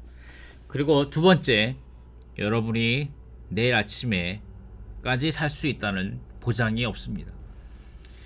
여러분이 2년 후까지 여러분이 살아있을 수 있다고 누가 장담할 수 있겠습니까? 여러분이 가다가 운전을 아주 조심해서 천천히 규정 속도에 맞춰가지고 아주 천천히 조심해서 잘 운전하고 있는데, 갑자기 반대편 차선에서 음주운전 차가 갑자기 중앙선을 침범해서 와가지고 우리가 우리의 유명을 달리할 수도 있고, 우리가 조심조심해서 인도로 운전하는 것도 무서워가지고 인도로 조심해서 대중교통을 타고 인도로 조심해서 걸어가고 있는데, 갑자기 옆에 철거하던 아파트 건물이 폭삭 주저앉아서 우리가 갑자기 이 세상을 작별할 수도 있고, 아니면 갑자기 조심해서 인도로 걸어가고 있는데 갑자기 급발진 차가 다가와서 우리가 사고를 당할 수도 있고, 아니면 다음날 아침에 예고할 수 없는 죽음이 찾아와서 돌연사로 우리의 생을 마감할 수도 있죠. 그렇기 때문에 우리에게 주어진 이 주님의 주권과 긍휼 가운데 주어진 이 하루하루 매분 매 시간마다 우리는 훈련하기 원합니다. 기름을 사기 원합니다. 이 기한이 찼을 때 우리는 결산하게 될 겁니다. 결산. 장부를 꺼내놓고 우리는 주님 앞에서 결산하게 될 것입니다. 우리의 생활과 일이 어땠는지에 대해서 결산하게 될 것입니다. 만약에 통과하게 된다면 예비되어 있던 처녀들은 신랑과 함께 결혼잔치에 들어가는 보상을 받게 될 것이고, 불합격하게 된다면 결혼잔치의 누리마로 들어가는 문이 닫히게 될 것입니다. 주님의 결혼잔치에 참여하는 것을 인정하거나 승인하지 않으실 것입니다. 여기 네 가지 주된 방면이 있는데, 첫 번째, 두 번째, 세 번째 네 가지 방면이 있습니다. 가치관이 있고, 우리가 어떤 가치관을 갖고 있는가, 그리고 감추어진 생활을 하고 있는가, 생활의 훈련이 있고, 그리스도를 확대함이 있습니다. 첫 번째 가치관은 우리의 눈이 열려서 주님께서 지극히 귀한 분이시라는 것을 보아야 합니다. 두 번째 감추인 생활은 매일 아침 주님을 누리고 죄들을 처리해야 합니다. 세 번째 생활의 훈련은 교통과 말씀과 기도로 충만해져서 우리가 은혜로운 말을 해야 합니다. 네 번째 그리스도를 살고 확대해야 합니다. 그리스도의 나타내는 생활이 있어야 합니다. 우리가 우리의 기쁨으로 넘치고 우리에게 말과 행동과 움직임에 있어서 그리스도를 나타내는 생활이 있어야 합니다. 우리의 영 안에 계신 그리스도가 우리의 혼 안에서 우리의 생각과 감정과 의지 가운데서 표현되어 나타나야 할 때, 그때 우리 몸 안에서도, 우리 얼굴에서도 기쁨이 넘쳐나는 표정이 나타날 것입니다. 자, 계속 보시면 눈이 열려야 합니다. 자, 눈이 열려서 주님이 얼마나 귀하신 분이신지, 주님께서 지극히 귀한 분이라는 것을 보아야 합니다. 주님을 모든 것보다 더 사랑해야 합니다. 여기에 마태복음 26장 8절 아주 좋은 각주가 있죠. 그러나 제자들은 이것을 보고 분개하여 왜 이렇게 허비하는가 라고 말하는데, 제자들은 마리아가 주님께 드리는 사랑을 허비라고 생각했다. 지난 20세기 동안 수많은 귀중한 생명과 마음의 보물과 높은 지위와 황금 같은 장래가 주 예수님께 허비되어 왔다. 이처럼 주님을 사랑하는 사람들에게 그분은 전적으로 사랑스러우시고 그들의 드림을 받으시기에 합당한 분이시다. 그들이 주님 위에 부은 것은 허비가 아니라 그분의 달콤함에 대한 향기로운 증거이다 라고 말씀하고 계십니다. 아멘. 주 예수님께서 말씀하셨다. 그대는 온 마음과 온 혼과 온 생각으로 주 그대의 하나님을 사랑해야 합니다. 아멘. 빌립보서 말씀이죠. 내가 그리스도 때문에 모든 것을 잃어버리고 배설물로 여김은 내가 그리스도를 얻고 그 안에서 발견되려 함입니다 라고 말씀하십니다. 아멘. 또 베드로는 그리스도께서 얼마나 귀하신 분이신지를 잘 누구보다도 옆에서 긴밀하게 체험했기 때문에, 그는 그리스도의 보배로운 피, 그리고 보배로운 들이신 그분께, 보배로운 모퉁이의 돌, 그분을 믿는 여러분에게는 보배이시며 라고 보배로운 것에 대한 그분의 가치를 표현하는 말을, 특별한 형용사를 사용하셨습니다. 그리고 세 번째, 우리의 매일 아침에 우리의 생활입니다. 자, 뿌리는 극도로 중요한 문제이다. 우리가 바울의 일을 갖기 원한다면 바울의 뿌리를 가져야 한다. 다시 말해서 우리가 바울의 외적인 실행을 갖기 원한다면 바울의 내적인 생명을 가져야 하고, 바울의 드러난 일을 갖기 원한다면 바울의 은밀한 체험을 가져야 한다고 말씀하고 계십니다. 아멘. 우리가 노예로서 주님을 섬기기 원한다면 우리에게 뿌리가 있어야 되고 풍성한 내적 생명이 있어야 하며 주님 앞에 은밀한 체험을 갖고 있어야 합니다. 그럴 때 우리가 바울과 같이 주님을 위하여 착하고 신실한 노예가 될 수 있을 것입니다. 아멘. 뿌리를 밑으로 내리고 더 깊은 곳으로 우리 자신을 뻗어나가게 할 때 우리는 기품이 기품을 부린다는 의미를 깨닫게 될 것이다. 자신의 속생명의 깊은 곳에서부터 풍성을 산출할 수 있을 때, 이 말씀이 너무 좋지 않습니까? 자신의 속생명의 깊은 곳에서부터 풍성을 산출할 수 있을 때 우리는 다른 이들의 생활에 미치는 깊은 영향을 보게 될 것이다.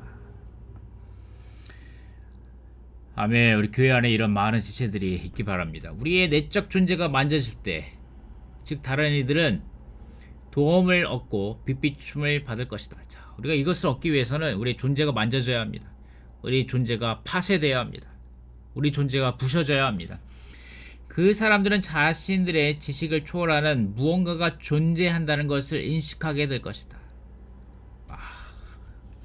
우리의 생활에 깊이가 없다면 우리의 피상적인 일은 다른 이들의 생활에 피상적인 영향만 끼칠 것이다. 거듭 말하지만 오직 기쁨이 기쁨을 부른다.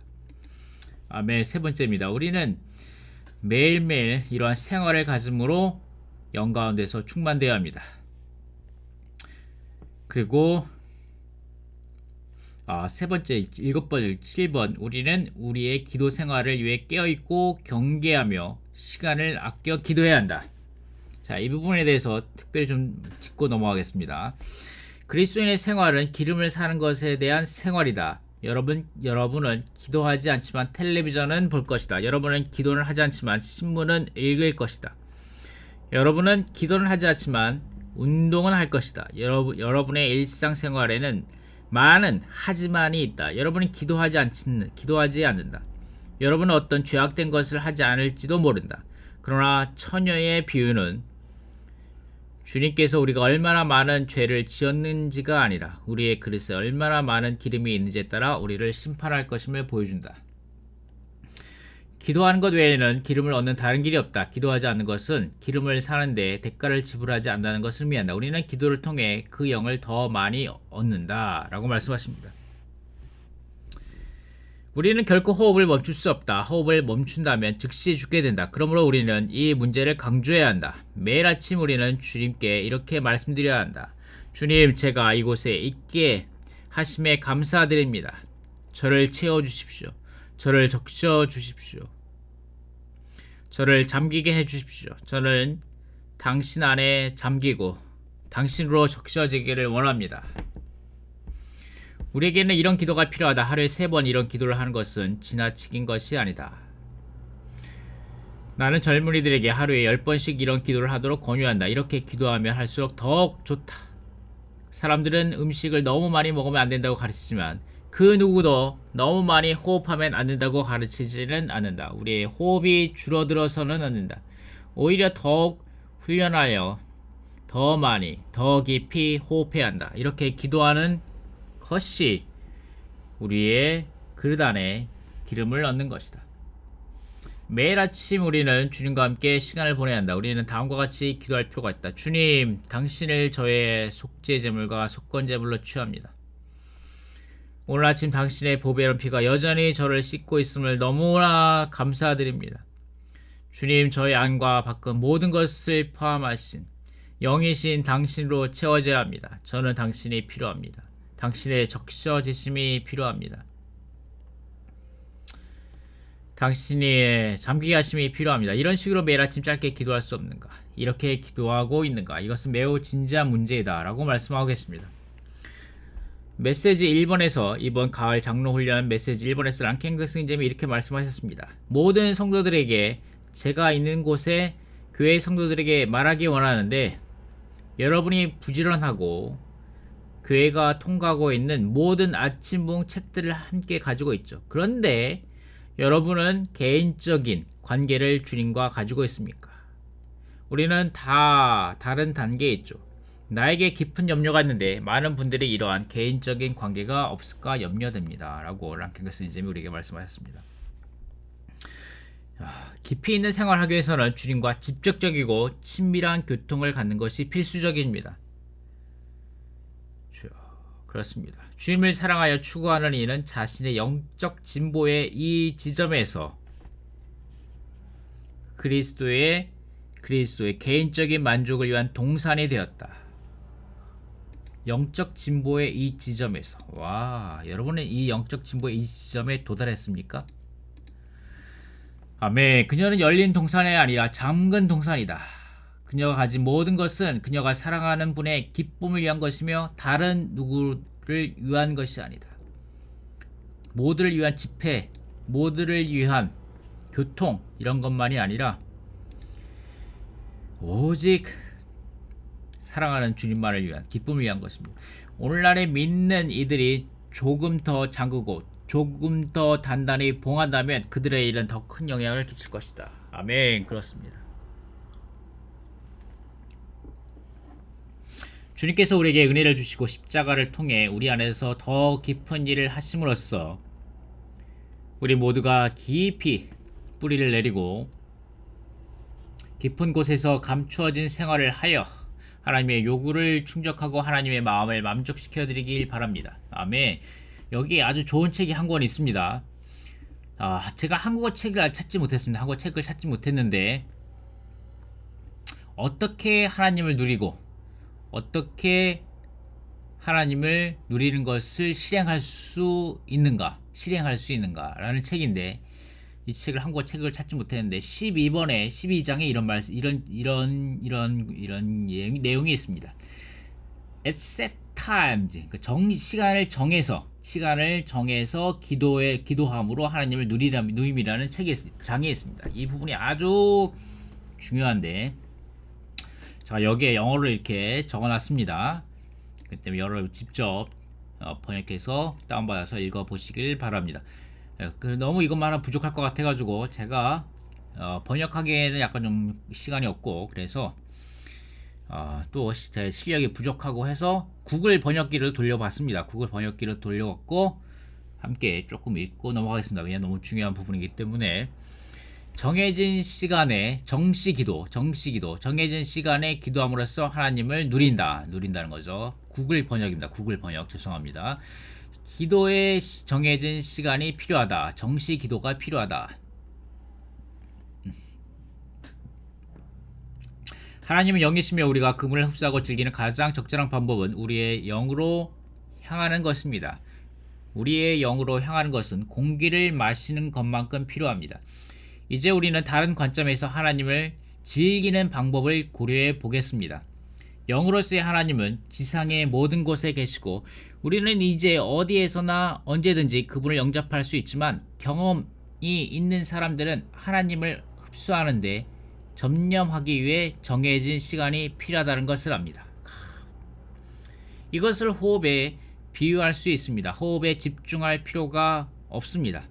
우리는 언제 어디서나 자연스럽게 호흡합니다. 그러나 건강을 의식하는 모든 사람은 매일 심호흡할 시간을 따로 내어야 한다는 것을 압니다. 우리는 조용하고 열린 공간을 찾아서 심호흡할 시간을 가져야 합니다. 심호흡은 우리 건강에 도움이 됩니다. 우리가 정상적으로 호흡만 한다면 일정량 이상의 이산화탄소를 제거할 수 없습니다. 이 양 이상을 제거하려면 심호흡을 해야 합니다. 또한 심호흡을 통해 신선한 산소 공급이 폐를 더 많이 채울 수 있습니다. 심호흡을 잘하면 폐가 깨끗해집니다. 마찬가지로 우리가 언제든지 하나님께 가까이 다가가 그분을 호흡하는 것은 일반적입니다. 우리가 그분을 깊이 마시고 우리의 죄를 호흡하고 하나님을 흡수하여 우리의 존재 전체가 채워지기를 원한다면 우리는 하나님께 나아갈 정해진 확실한 시간이 필요합니다. 우리에게는 영적인 심호흡이 필요합니다. 다시 말해 우리는 기도하기 위해 하나님께 나아갈 정해진 시간이 필요합니다. 우리는 모두 기도가 하나님을 들이마시는 것이라는 것을 분명히 알아야 합니다. 우리에게 속한 모든 것을 내쉬고 하나님과 그분의 모든 것을 들이마시는 것입니다. 기도는 일종의 호흡입니다. 기도에서 많은 것을 언급하지만 우리의 목표는 호흡하는 것입니다. 우리는 기도를 통해 우리 안에 있는 모든 것을 내쉬고 있습니다. 동시에 우리는 기도를 통해 하나님의 모든 것을 들이마십니다. 이것이 기도입니다. 우리가 기도의 의미를 이해한다면 우리는 언제 어디서나 기도할 수 있을 것입니다. 주변이 아무리 시끄럽고 우리가 아무리 바쁠지라도 우리는 하나님을 들이마실 수 있습니다. 그럼에도 불구하고 우리는 여전히 하루 중에 기도할 시간을 따로 낼 필요가 있습니다. 우리는 하나님을 강렬하게 흡수하고 누릴 수 있도록 영적으로 심호흡할 따로 떼어내어진 시간이 필요합니다. 이렇게 말하는 거죠. 우리의 그리스도인의 생활에는 두 가지 모순되는 것이 있습니다. 첫째는 기도를 통해 하나님으로 충만해지는 것이 우리에게 가장 귀중한 보상을 준다는 것입니다. 둘째는 험담이나 잡담은 우리에게 손실만 준다는 것입니다. 자, 넘어가겠습니다. 여기가 중요합니다. 여기가 중요합니다. 자, 정해진 기도 시간에 그러니까 정해진 시간을 정해서 기도하는 것이 우리에게 주어지는 특별한 은혜입니다. 우리가 진지하게 매일 하나님과 접촉할 시간을 따로 떼어둔다면 우리에게는 예상치 못한 많은 축복을 받을 것입니다. 하나님은 우리를 위해 많은 은혜를 예비해 두셨는데 우리는 너무나 바쁩니다. 우리는 하나님을 위해 시간을 따로 둔 적이 없습니다. 그러므로 하나님은 우리에게 다가갈 방법이 없습니다. 우리가 매일 기도하거나 하나님 안에서 호흡하는 것만 아니라, 그러니까 우리가 아침에 한 10분, 5분 기도할 것뿐만 아니라, 그리고 우리가 길거리를 걸어가면서 주 예수님, 주 예수님, 아멘 하면서 기도하는 것뿐만 아니라, 그리고 형제자매들과 함께 모여가지고 기도하는 것뿐만 아니라, 우리에게 따로 정해진 시간에, 특별한 시간에 깊은 기도할 시간이 필요하다는 거죠. 깊이 호흡할 기도할 시간이 필요하다는 것입니다. 그러므로 하나님은 우리에게 다가갈 방법이 없습니다. 우리가 매일 기도하거나 하나님 안에서 호흡하는 것만 아니라 그분 앞에 우리 자신을 여는 시간을 따로 둔다면 우리는 하나님께서 우리 안에서 많은 일을 행하실 수 있는 문을 열 것입니다. 기도하는 시간과 비교할 수 있는 시간은 없습니다. 가장 소중한 일은 기도할 때 우리에게 일어납니다. 우리가 하나님 앞에서 시간을 보내며 그분께 말씀하거나 그분께서 우리를 위해 일해 주시기를 구하는 것이 아니라 그분께서 우리에게 말씀하시고 우리 안에서 일하실 기회를 드린다면 그 시간 동안 우리에게 놀랍고 신비스러운 일들이 많이 일어날 것입니다. 우리는 환상을 보고 우리 자신을 알게 될 것이고, 하나님은 그분의 말씀에 관한 비밀을 밝혀주시고 우리에게 이해력을 주실 것입니다. 그분은 심지어 우리가 가지고 있지 않은 짐과 은사도 부담과 은사도 주실 것입니다. 우리는 특별한 종류의 깨달음이나 책망, 정화, 깨끗하게 함, 처리를 받음으로써 특별한 은혜의 일부를 받을 것입니다. 이 기간 동안 하나님께서 우리 안에서 말씀하시고 역사하실 것입니다. 그러므로 이 기간은 없어서는 안 될 시간입니다. 이 시간을 빼앗는다면 우리는 은혜를 받을 기회와 하나님께서 우리 안에서 일하실 기회를 박탈당할 것입니다. 우리는 하나님을 누리는 법을 알고 있기 때문에 특정한 시간을 따로 떼어놓아야 한다는 것을 깨달아야 합니다. 실패한다면 우리는 삶에서 큰 손실을 입을 것입니다. 성도들이 늙었든 젊었든 형제이든 자매이든 주님 앞에서 시간을 보내지 않는다면 우리 모두 큰 손실을 입을 것입니다. 우리가 할 수 있는 가장 현명한 일은 주님 앞에서 시간을 보내는 것입니다. 우리는 하루에 한 번, 3번, 7번, 심지어 그 이상을 보내어 하나님을 흡사할 수 있습니다. 라고 말씀하겠습니다. 이것을 실천한다면 많은 이익을 얻을 것입니다. 아멘. 여러분이 정시 기도를 하는 것을 놓고 주님 앞에서 기도해 보시길 바랍니다. 아멘. 네 번째, 그리스도를 확대함입니다. 그리스도를 확대함. 어떤 분이 이렇게 말씀하셨는데, 복음은 말로 전하는 것만이 아니라 복음은 자라서 밖으로 표현되어 나타나는 것입니다. 우리의 존재로부터 자라서 밖으로 표현되어 나타나는 것입니다. 이것이 무슨 말이냐면, 여러분이 그리스도를 믿는 사람들이다 라고 말하면서 맨날 걱정과 근심과 염려로 얼굴이 찌뿌릉하고 얼굴이 길어지고 뾰루퉁하고 그런다면, 누가 당신으로 통해서, 여러분으로 인해서 그리스도를 공급받을 수 있고, 누가 당신으로 인해서 매혹되어 그리스도를 믿겠다고 말할 수가 있겠습니까? 그렇지 않습니다. 우리는 그 영을 끄지 않으므로 항상 기뻐하고 끊임없이 기도하며 모든 일에 감사해야 합니다. 아멘. 그리고 영을 따라 살고 활동하고 행동하고 일하고 처신하고, 그리고 그리스도의 영에 넘치는 공급으로 채워짐으로 그리스도를 확대하기 위해 그리스도를 살아야 합니다. 이러할 때 우리가 성령으로 가득 채워지게 될 것입니다. 아멘. 만약에 그렇지 않다면 그들이 살아간 사이에 신랑이 왔으며 예비되어 있던 처녀들은 신랑과 함께 결혼잔치에 들어가고 문은 닫혔습니다. 문이 닫혔죠. 이게 문이 닫혔습니다.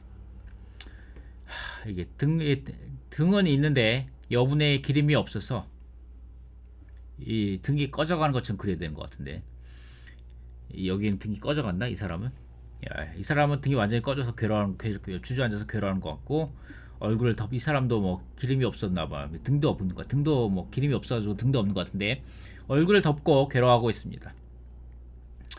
자, 이렇게 급히 뛰어오고 있죠. 자, 우리가 이런 상황 가운데 있지 않기 원합니다. 만약에 우리가 결혼잔치에 들어가지 않고 문이 닫혔다면 우리는 바깥에서 올리브 열매를 가지고 기름을 만드는 일을, 성령을 충만하게 하는 일을 하고 있을지도 모르겠습니다. 야, 나귀와 같이 올리브 기름을 만드는 일을 하고 있을지도 모르겠죠. 이 날개 얼마나 불쌍해 보입니까? 이 눈을 보십시오. 우리가 이 나귀와 같은 일이 우리에게 닥치지 않기 바랍니다. 자, 로마서 1번입니다. 봉사, 곧 일을 위해서는 우리에게 영적 은사인 달란트가 필요한데 이것은 주님께서 성취하시려고 하시는 것을 우리가 성취하기 위해 착한 노예로 장비되기 위한 것입니다. 봉사의 방면이 있습니다. 봉사의 방면. 예, 우리가 노예, 그리스도의 노예입니다. 예수 그리스도의 노예이고 그리스도 예수님의 노예입니다. 예, 이 말은 고대의 관습법에 따르면 노예는 그의 주인이 값을 지불하고 사온 사람이며 그의 주인은 심지어 그를 죽일 수 있는 정도까지 절대적인 권리를 가지고 있다고 말씀하고 계십니다. 그렇습니다. 우리는 더 이상 우리 자신의 것이 아니고 우리 자신의 세상적인 쾌락과 누림을 갖기 위한 사람들이 아니고 우리는 노예이고 주님이 우리를 값을 지불하고 사온 사람들입니다.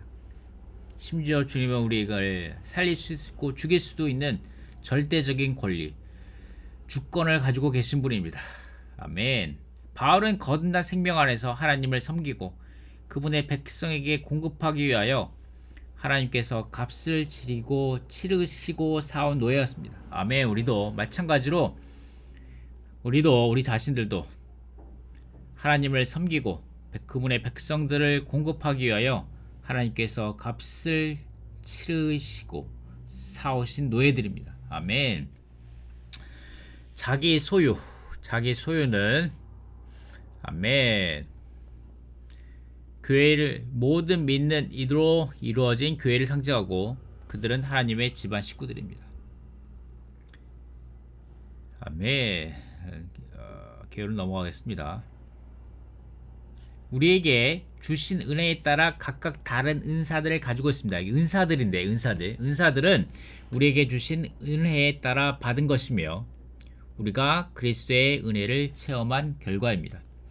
달란트는 우리의 재능이 아니라 주님의 소유이지만 우리의 재능에 따라 주십니다.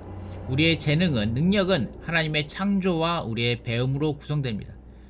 우리의 재능의 분량은 우리 마음의 자원함에 기초를 두고 있습니다. 만일 우리에게 마음속에 어떤 자원함도 없다면 우리는 달란트를 받을 수용력이 없을 것입니다.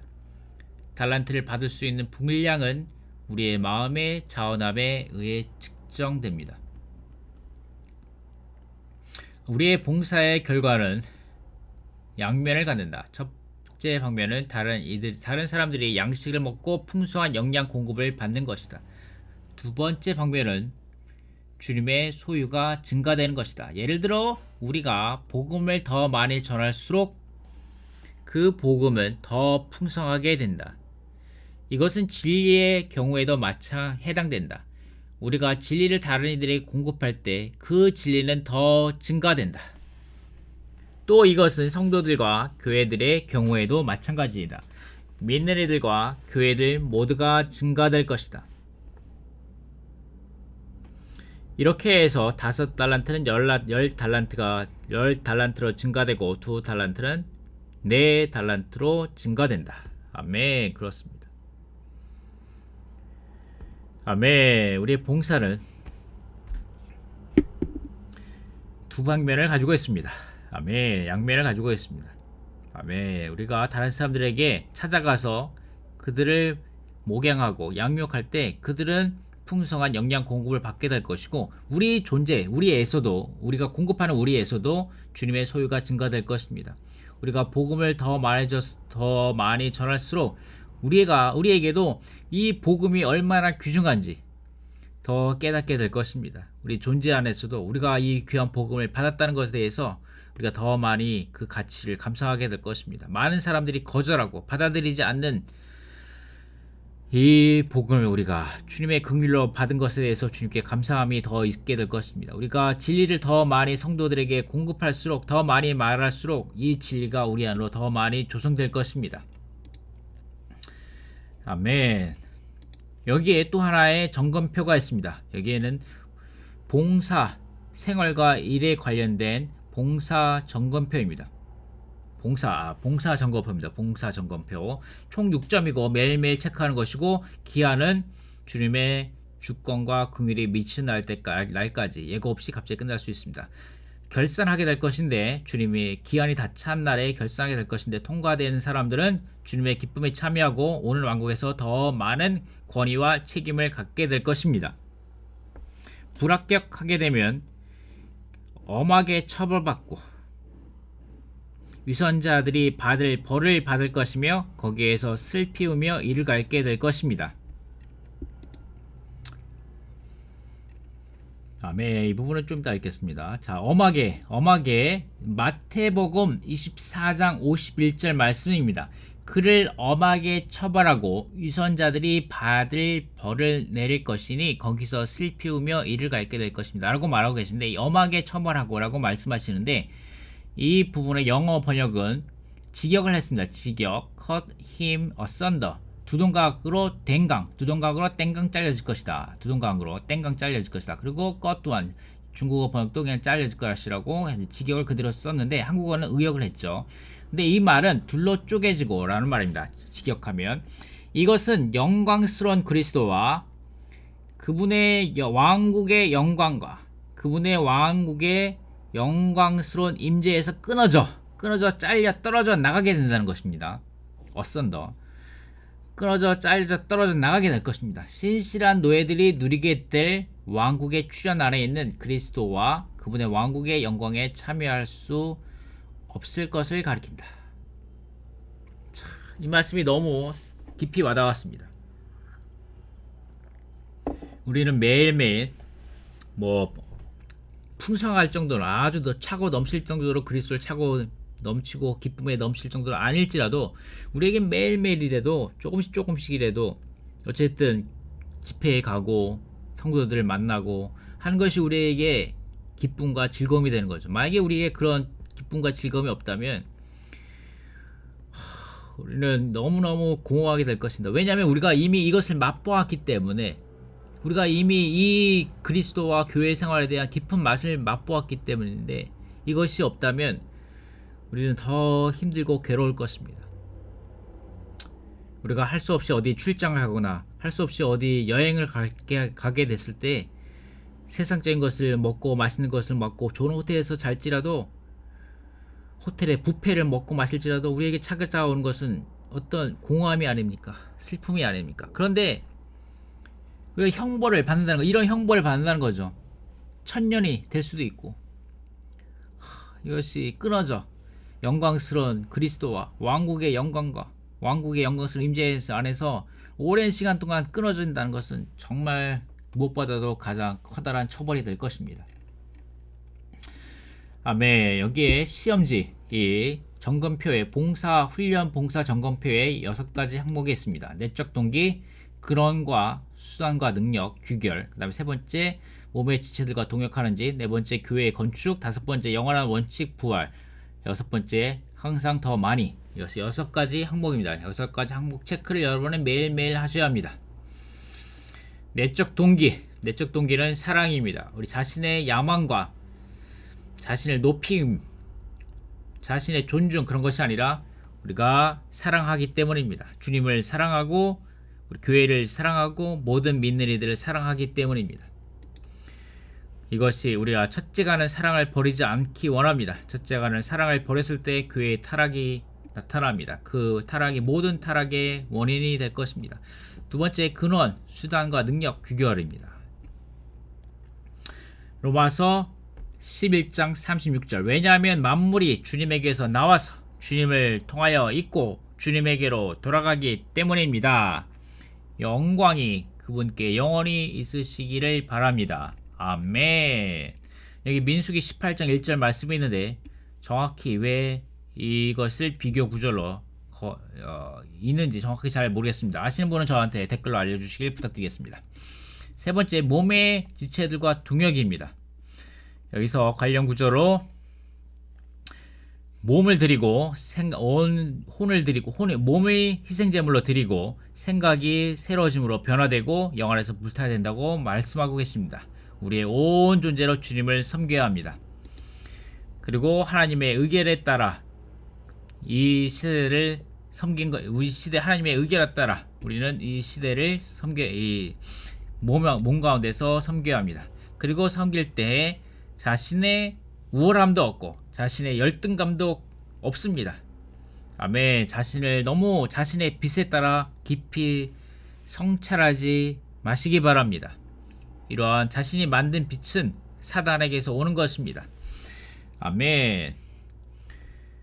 우리는 선한 청지기들로서 우리가 받은 은사에 따라 교회와 성도들에게 이러한 은혜를 공급하기를 바랍니다. 우리는 교회를 건축합니다. 아멘. 그리스도를 다른 사람들에게 공급함으로써 그리스도로 다른 이들을 섬기는 사람들입니다. 기도하면서 항상 여러분을 위하여 분투하고 있습니다. 기도하면서 항상 성도들을 섬기기 바랍니다.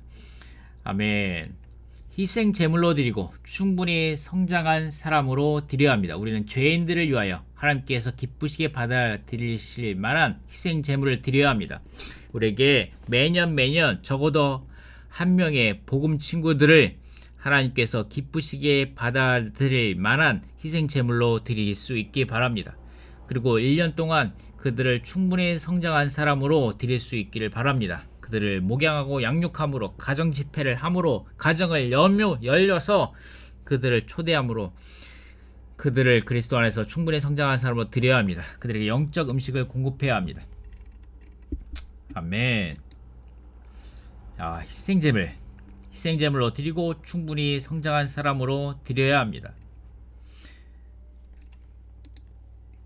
자, 여기에서 우리는 다른 사람들에게 제때에 그리스도를 그들의 영적 음식으로 공급해야 합니다 라고 말하면서 특별하게 말하는 것에 대해서 강조하셨습니다. 영적 음식으로 공급하기 위해서 우리는 때를 얻든지 못 얻든지 모든 종류의 사람들에게, 믿지 않는 사람들에게, 또한 어린 사람들에게 그리스도를 말해내면서 공급해야 합니다.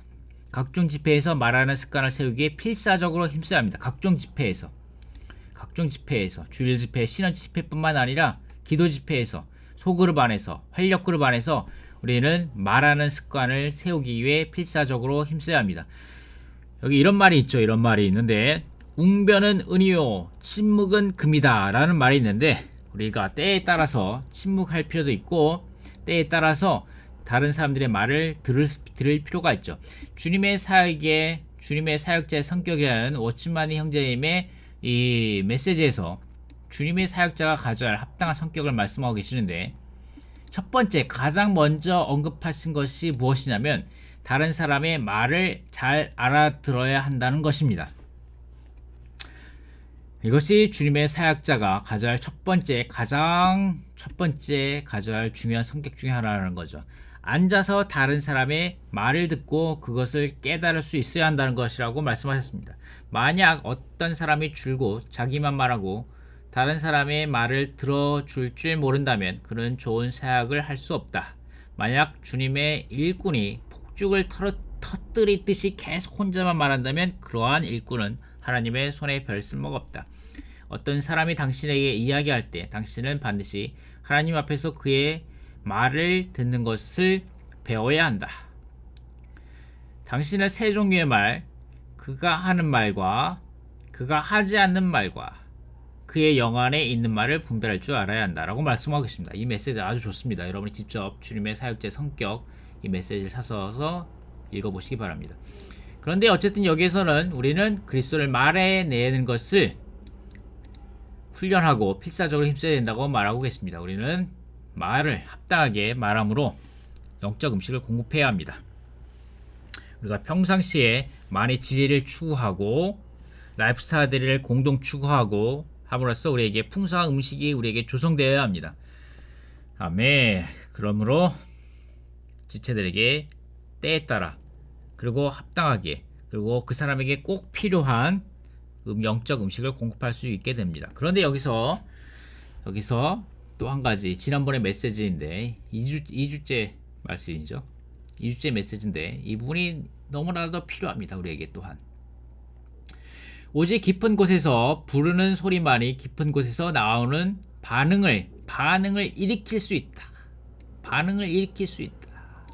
이 부분이다. 우리가 바라는 것이 이거죠. 깊은 지체들에게 아니면 복음 친구들에게 어떤 반응을 일으키길 원한다는 거죠. 우리가 그들에게 뭔가를 말했을 때 그들이 어떤 그리스도에 대한 사랑, 교회 생활에 대한 필사적인 그런 것들을 교회 생활에 대해 깊이 더 들어오기 원하는 어떤 반응을 일으키길 원하기 위해서 그들에게 뭔가 말하는데 얕은 것은 결코 깊은 곳을 만질 수 없다. 피상적인 것은 결코 속부분을 만질 수 없다. 오직 깊은 것만이 깊은 것에 반응한다. 다른 이들은 우리 속 깊은 곳에서부터 나온 것에만 깊은 곳에서 반응할 수 있다. 아멘. 반응할 수 있다. 깊은 곳에서 나온 것이 아무것도 없다면 우리가 받은 도움은 다만 피상적인 것에 불과할 것이다. 그러므로 우리는 깊은 곳의 중요성을 보아야 한다. 깊은 곳에서 나온 것이 아니라면 그 무엇도 결코 다른 이들의 깊은 곳에 도달하지 못할 것이다. 우리가 한 번도 우리의 깊은 곳에서 도움과 유익을 받은 적이 없다면 결코 자신의 깊은 곳에서 흘러나온 그 무엇도 갖지 못할 것이다. 도움과 유익을 받은 적이 없다면 우리가 주님 앞에서 직접적으로 개인 기도를 깊이 함으로 또 아니면은 어떤 영적 풍속이 있는 지체들과 1대1로 교통 가운데 도움과 유익을 받은 적이 없다면 라는 거죠. 우리가 다른 이들에게 영적 도움을 주기 바란다면 반드시 우리 깊은 곳에서 무언가 흘러나와야 한다. 우리가 더 깊이 들어가지 않는다면 다른 사람들을 결코 얻지 못할 것이다. 우리가 하는 말이 깊은 곳에서 비롯된 것이 아니라면 우리는 비록 다른 사람들의 감정과 생각을 사로잡고 잠시 동안 그들을 울게 하거나 기쁘게 하거나 흥분하게 만들지라도 그들의 깊은 곳을 만지지는 못할 것이다. 오직 기쁨이 기쁨을 부른다. 이 말씀이 너무나 좋습니다. 저에게 너무나 많은 큰 비춤이 되었습니다. 자, 여기에서 또한 우리는 우리 아버지의 사랑하며 용서하는 마음을 말씀하고 계십니다. 자, 우리에게 용서하는 마음이 너무나도 많이 필요합니다. 교회 생활 가운데 많은 때 형제자매들과 함께 걸려 넘어지게 하고 또 자신이 스스로 걸려 넘어지기도 하는데 우리에게 용서하는 마음이 너무나도 많이 필요합니다. 우리에게 죄를 지은 형제를 용서하지 않는다면 우리가 마음속에서 그를 용서할 때까지, 즉 우리가 그 죄의 빚을 다 갚을 때까지 주님께 징계를 받을 것이다. 와, 이 말씀이 너무 강하지 않습니까? 우리가 용서하지 않는 걸로 끝나는 것이 아니라 주님께 징계를 받는다는 겁니다. 그 다음에야 주님도 우리를 용서하실 것이다. 이것이 왕국에서의 용서이다. 왕국. 우리가 지금 왕국의 실제를 말하고 있지 않습니까? 우리가 오늘 우리의 마음속에서부터 어떤 형제를 용서하지 않는다면 오는 시대에 왕국에 들어갈 수 없다. 이 말씀이 우리에게 강한 경고가 되어야 합니다. 우리가 교회로서 모일 수는 있지만 우리 가운데 실제적인 왕국 생활이 없을 수 있다. 회개하지 않고 용서하지 않으려 하기 때문에 왕국 생활은 사라져버린다. 만약 우리가 회개와 용서의 길을 실행하지 않는다면 교회 안에 더 오래 머물수록 더 많은 상처가 있게 될 것이다. 이것이 우리의 상황이지 않습니까? 우리 가운데 상처들이 산처럼 높아질 때까지 쌓여질 것이다. 그러면서 나중에 결국 교회 생활을 떠나는 거죠. 이런 왕국 생활을 무효화시키며 우리로 하여금 교회 생활을 상식케 할 것이다. 교회 생활을 떠난다고 말씀하시네요. 주님께서 우리에게 필요한 은혜를 주시기 바란다. 만일 내가 당신에게 범죄했다면 나는 당신에게 가서 회개할 필요가 있다. 만일 당신이 내게 범죄했다면 나는 마음에서 당신을 용서할 수 있는 은혜를 위해 주님을 앙망할 필요가 있다. 일단 과실을 용서했다면 나는 그것을 잊어버리고 다시는 결코 그것을 말하지 말아야 한다. 잊어버리고 말하지 말아야 합니다. 만일 우리가 이렇게 한다면 우리는 합당한 왕국 생활을 갖게 될 것이다. 그럴 때 우리는 왕국의 나타남을 나누게 될 것이다. 그렇지 않다면 천년 동안 우리는 우리의 범죄를 회개하거나 우리에게 범죄한 자들을 용서하도록 하나님의 징계 아래 있게 될 것이다. 자, 이것이 우리에게 깊은 경고가 되기 원합니다. 아멘. 만일 당신이 더 많은 달란트를 원한다면 반드시 성도들을 돌보는 마음을 가져야 한다. 그러나 성도들을 짊어지지 않고 그들을 돌보지 않는 것은 당신이 주님의 소유를 저버렸다는 뜻이다. 그것은 전적으로 당신의 부담과 관련된다. 이 부분을 여러분 천천히 읽어보시기 바랍니다. 예. 자, 여기에서 마태복음 24장 49절에 동료들을 때리기 시작하고 라고 말하는데 우리는 많은 경우에 동료들을 때리진 않죠. 근데 이 때린다는 것은 뭐냐면 우리가 동료 민너리들을 비평하거나 판단하거나 폭로하거나 학대한다는 것입니다. 아멘. 우리가 이런 자들로 발견되지 않기 바랍니다.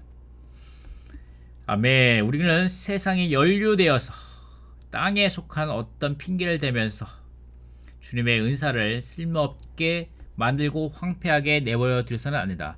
이 한 달란트 가진 자가 그 한 달란트를 땅에 묻어 두었다고 말하는데 그 땅은 세상에 연루된다는 것을 말하고 있습니다. 교회가 건축되는 것에 있어서도 원칙은 똑같다. 우리의 혼적인 누림을 잃는 것이 기쁨인 이유는 그 결과로 우리가 교회가 건축되는 것을 보기 때문이다. 우리가 실질적인 방식으로 기꺼이 우리의 혼 생명을 잃어버리고자 한다면 다른 이들이 우리에게서 양육을 받을 것이고 우리를 통해 건축될 것이다. 이것은 고난이 아니라 기쁨이다. 우리가 세상을 누리지 않고 세상을 떠나는 것은 세상에서 나가는 거죠. 세상에다가 열처녀가 나갔습니다. 세상에서 나갔다니까 열처녀가. 이것은 우리의 고난이 아니라 기쁨일 것입니다. 우리가 성숙된 성도들을 본다면 성숙된 성도들 우리가 복음을 전해서 어떤 사람들 얻고 그가 교회 안에서 자라서 그가 또 눈물 흘리며 지체들 앞에서 간증하는 것을 들을 때 그것은 우리의 커다란 마음의 기쁨이 될 것입니다. 주 예수님을 따르는 이들로서 우리의 운명은 이 세상에 환영을 받는 것이 아니라 오히려 거절당하는 것이다. 그러므로 이 시대는 우리가 혼의 누림을 갖는 시대가 아니라 그 누림을 잃는 시대이다. 주 예수님께서 다시 오실 때 그때가 바로 그분께서 땅을 누리실 때이다. 사탄은 결박될 것이고 그리스도는 땅을 회복하실 것이며 온 땅은 그분의 통치 아래에 있을 것이다. 그때에 그리스도는 땅을 누리실 것이고 그분을 따르는 모든 이들은 그 누림에 동참할 것이다. 아멘. 자, 여기에서 이 부분에서 랑켄그 선생님이 메시지 1번에서 말씀하신 것입니다. 메시지 1번에서 그것이 있는데 여러분이 다시 한번 읽어보시기 바랍니다. 그런데 부담은 다음과 같습니다. 몸의 의식입니다. 그러므로 지금도 제가 여러분에게 질문합니다. 직설적으로 또 의도적으로 질문하겠습니다. 바로 지금 이 순간에 여러분에게 몸 의식이 있습니까? 여러분 알고 계십니까? 다만 매일매일이 아니라 그 어떤 상황에서 여러분이 몸 안에서 살고 있습니까? 여러분이 몸의 지체입니다. 여러분 몸을 떠나서 살 수 없습니다. 우리는 몸을 떠나 살 수 없고 몸을 떠나서 단독적으로 몸을 섬길 수도 없습니다. 하나님을 섬길 수도 없습니다. 우리는 몸 안에서 함께 복음을 전하고 함께 활력그룹 안에서 양육하고 목양하고 소그룹 안에서 함께 증가되길 바랍니다. 우리가 깨달은 것은 우리에게 단체의 생명이 있다는 것입니다. 그리스도는 몸의 생명입니다. 몸 안에서 체험하고 누리는 몸의 생명이신 그리스도입니다. 개인적으로 또한 이렇게 주님께 감사합니다. 주님, 당신의 사랑의 돌봄에 감사하고 저는 이제 더 몸의식을 갖게 되었고 이전보다 더 많이 갖게 되었습니다. 제가 깨달은 것은 제가 몸 안에 있다는 것입니다. 저는 이곳에 있는 것이 좋습니다. 이곳에 있는 것을 누립니다. 주님 감사합니다. 당신은 정말 저와 같은 사람을 인내하십니다. 이것이 메시지 1번에서 랑켄스님의 말씀이십니다. 자, 영원한 원칙 부활입니다. 영원한 원칙 부활, 민수기 17장 쌍난 나무 토막 말씀이 있고 고린도전서 15장 말씀이 있습니다. 여러분 1절 읽어보시고 부활이 우리가 하나님을 섬기는 데 있어서 영원한 원칙입니다. 자, 여기서 한 가지 말씀드리고 싶은 것이 있는데 고린도 후서 1장 8절을 보면 우리가 힘에 겹도록 극심한 압박을 받아 살 소망까지 끊어져 라고 말씀하고 있습니다. 우리는 죽음을 체험해야 부활을 체험하게 됩니다. 부활은 죽은 사람을 부활시키는 바로 그 하나님이십니다. 십자가가 하는 일은 우리가 부활 안에서 하나님을 체험할 수 있도록 우리 자아를 끝내는 것입니다. 십자가를 체험한 결과는 항상 부활의 하나님을 누리는 것입니다. 그래서 또 말하는데 우리는 이 보배를 질그릇 속에 담고 있습니다. 그러므로 죽음은 우리 안에서 활동하고 생명은 여러분 안에서 활동합니다. 예수님을 위하여 이 죽음은 여기서 죽음은 뭐냐면 죽음에 이르게 하는 것. 이것은 주 예수님께서 고난당하시고 통과하셨던 죽음의 일, 십자가의 일을 가리킨다. 이 우리로 체험해서 이것은 예수님을 위하여, 그리스도의 몸을 위하여, 신약을 위하여 우리에게 오는 온갖 고난, 박해 또는 다름입니다. 이것은 질병이나 재난같이 옛 창조물 안에 있는 모든 인류가 당하는 일반적인 고난과 고통을 가리키는 것이 아니라 또한 죄들, 실수들, 자신의 책임을 다하지 못했기 때문에 받는 징벌, 교정 혹은 징계를 가리키는 것이 아니다. 예수님을 죽게 한 것이 우리의 타고난 사람과 겉사람과 육체를 소멸시킴으로써 우리의 속사람을 발전하고 새로워지는 기회를 갖게 된다. 자, 이게 무슨 말이냐면 우리가 자, 부활 안에서 하나님을 섬겨야 하는데 어떻게 우리가 더 많은 부활을 갖게 되는가? 그것은 우리가 기도함으로써, 우리가 메시지를 들음으로써 뿐만 아니라 우리가 더 많이 힘에 겹도록 더 많은 환난을 당해야 할 때 우리 자신의 죽음에 결국은 죽게 될 것이라고 스스로 단정하게 되었습니다.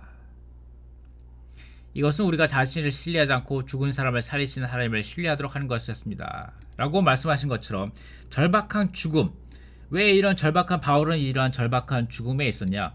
왜 이런 고난들 가운데 있었냐면 그는 예수님을 위하여, 그리스도의 몸을 위하여, 신약을 위하여 이러한 사방에서 압박을 받도 짓눌리지 않으며 라는 멸망을 맞아 쓰러져도 바울은 이런 많은 그리스도의 하나님 예수님을 위하여, 그리스도의 몸을 위하여, 사역을 위하여 많은 수고를 함으로, 많은 고난을 당함으로, 압박을 당함으로 살 소망까지 끊어짐으로 그가 죽음을 깊이 체험하고 부활 가운데에서 생명을 사람들에게 공급했다는 것입니다. 아멘. 우리가 이런 부활을 체험하기 위해서 더 많이 수고하기 원합니다. 더 많이 그리스도로 인하여, 하나님으로 인하여 더 많이 성도들을 섬겨야 합니다. 우리가 밤늦도록 지체들을 찾아가서 공급하고, 말씀을 공급하고, 또 전화를 걸어서 그들과 함께 기도하고, 아침에 일찍 일어나서 지체들과 함께 전화 부흥을 하고, 한 명이 아니라 3명, 4명, 5명과 함께 전화로 아침 부흥하고, 그들을 찾아가서 또 같이 차를 마시고 식사를 하고 하면서 그들의 말을 들어주고 죽도록 하셔야 합니다. 죽도록. 그럴 때 자기 힘에 겹도록 했을 때 결국은 죽게 될 것이라고 스스로 단정했을 때 힘들다, 피곤하다, 오늘 너무 많이 힘들어. 오늘 좀 쉬어야 돼. 오늘 집회도 참가했는데 오늘 밤 9시에 집회가 끝나는데 이제 집에 가서 쉬어야지. 그것이 아니라 또 밤 10시, 11시에 지체들을 찾아갈 때, 아침에 일찍 일어나서 힘들어서 일어날 때, 내가 더 이상 뭐 어떻게 주님 앞에서 섬기지 더 이상 뭐 거기다 직장도 가야 되는데 힘들 때, 거기서 할 수 없다고 느낄 때, 스스로 죽게 될 것이라고 단정할 때 우리는 죽음과 부활을 체험하게 될 것입니다. 아멘. 이거 진짜입니다. 이거 진짜. 여러분이 죽음과 부활을 체험하는 것은 여러분이 죽도록 예수님과 그리스도의 몸과 사역을 위해서 수고할 때 여러분은 부활을 체험하게 될 것입니다. 더 많이, 항상 더욱 많이 수고하시기 바랍니다. 아멘. 여러분의 수고가 주님 안에서 헛되지 않을 것입니다. 아멘. 그런데 이런 모든 수고는 또 수고뿐만 아니라 처녀들과 같이 기름을 예비하는 것은 다 주님의 긍휼과 주권적인 긍휼 아래에 있는 것입니다. 아멘. 다른 사람들이 복음에 반응하지 않을 때 우리가 복음을 반응했고, 다른 사람들이 생명의 신 그리스도에 대한 말씀을 받아들이기 거절했을 때 우리가 이 말씀을 받아들였으며, 다른 사람들이 주의 회복의 길을 취하지 않고 물러났을 때 우리가 이 길을 취한 것은 다 주님의 긍휼 때문입니다. 그렇기 때문에 우리는 스스로 교만하고 스스로 높이고 스스로 자랑하지 않고, 다만 주님의 주권적인 긍휼 아래에 엎드려 더욱더 은혜를 얻기 위하여 은혜의 보좌 앞에 담대히 나갈 뿐입니다. 하나님은 그분의 회복에 관련해서 긍휼히 여기실 사람을 긍휼히 여기신다. 이 말씀이 어디에서 나온 건지, 그리고 이 말씀이 구체적으로 정말 이 안에 이 말씀의 깊은 뜻이 무엇인지 잘 모르겠습니다. 좀 아시는 분은 저에게 가르쳐 주시기 바랍니다. 이 말씀을 잘 이해를 못하겠습니다.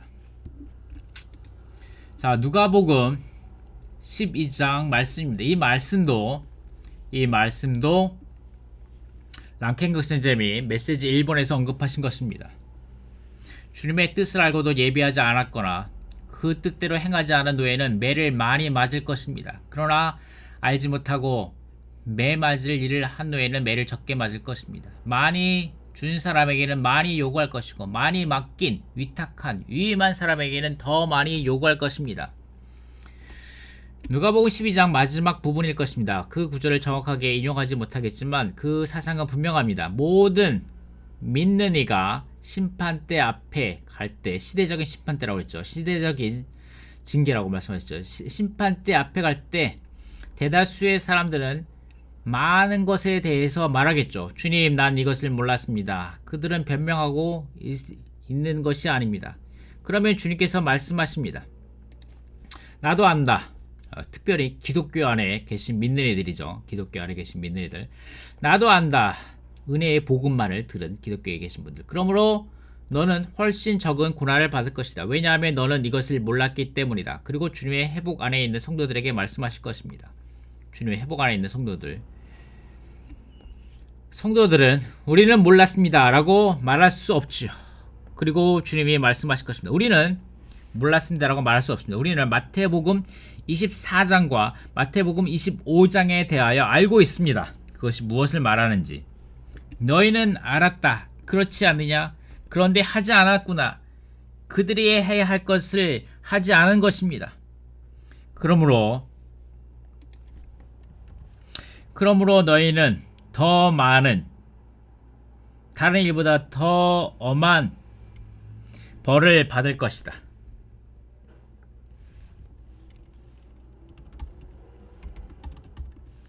라고 말씀하실 것입니다. 아멘. 이것이 우리의 경고의 말씀입니다. 아멘. 마가복음에 이런 말씀이 있죠. 우리가 너희를 위하여 피리를 불어도 너희가 춤추지 않고, 우리가 장송가를 불러도 너희가 가슴치지 않는다 라고 말한 것과 같습니다 라고 말하죠. 그리스도와 친례자 요한은 왕국 복음을 전파하기 위해 피리를 불었다. 그러나 유대 종교인들은 구원을 즐거워하는 춤을 추지 않았다. 요한과 그리스도는 회개를 전파하기 위해 장송가를 불렀다.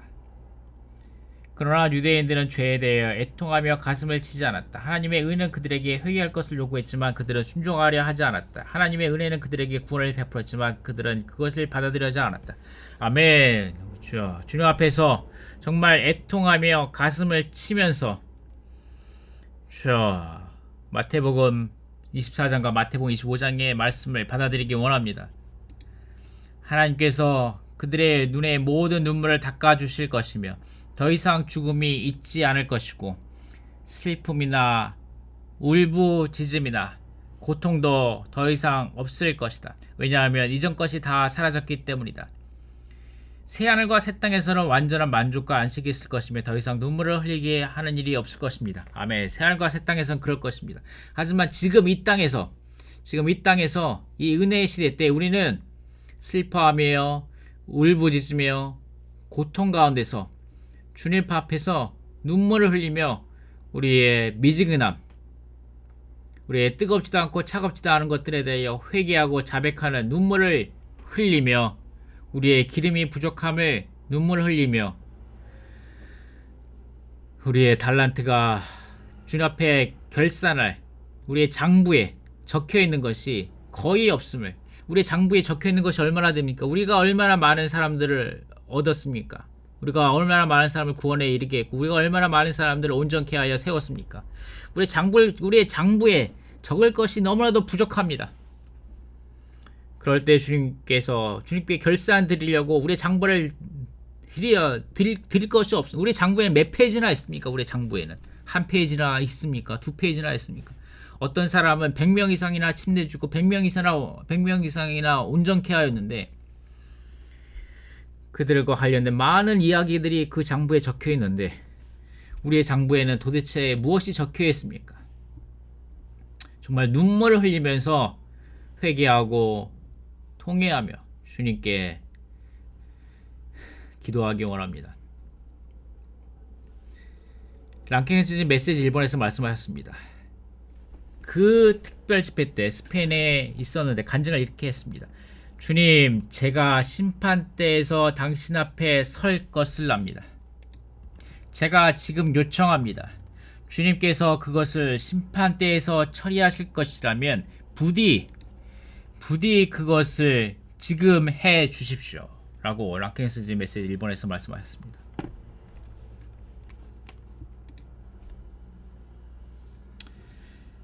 아멘. 그를 엄하게 처벌하고 위선자들이 받을 벌을 내릴 것이니 거기서 슬피 우며 이를 갈게 될 것입니다. 그 쓸모없는 노예를 바깥 어둠 속으로 내던져라. 거기서 슬피 울며 이를 갈게 될 것이다. 아멘. 주님, 그렇습니다.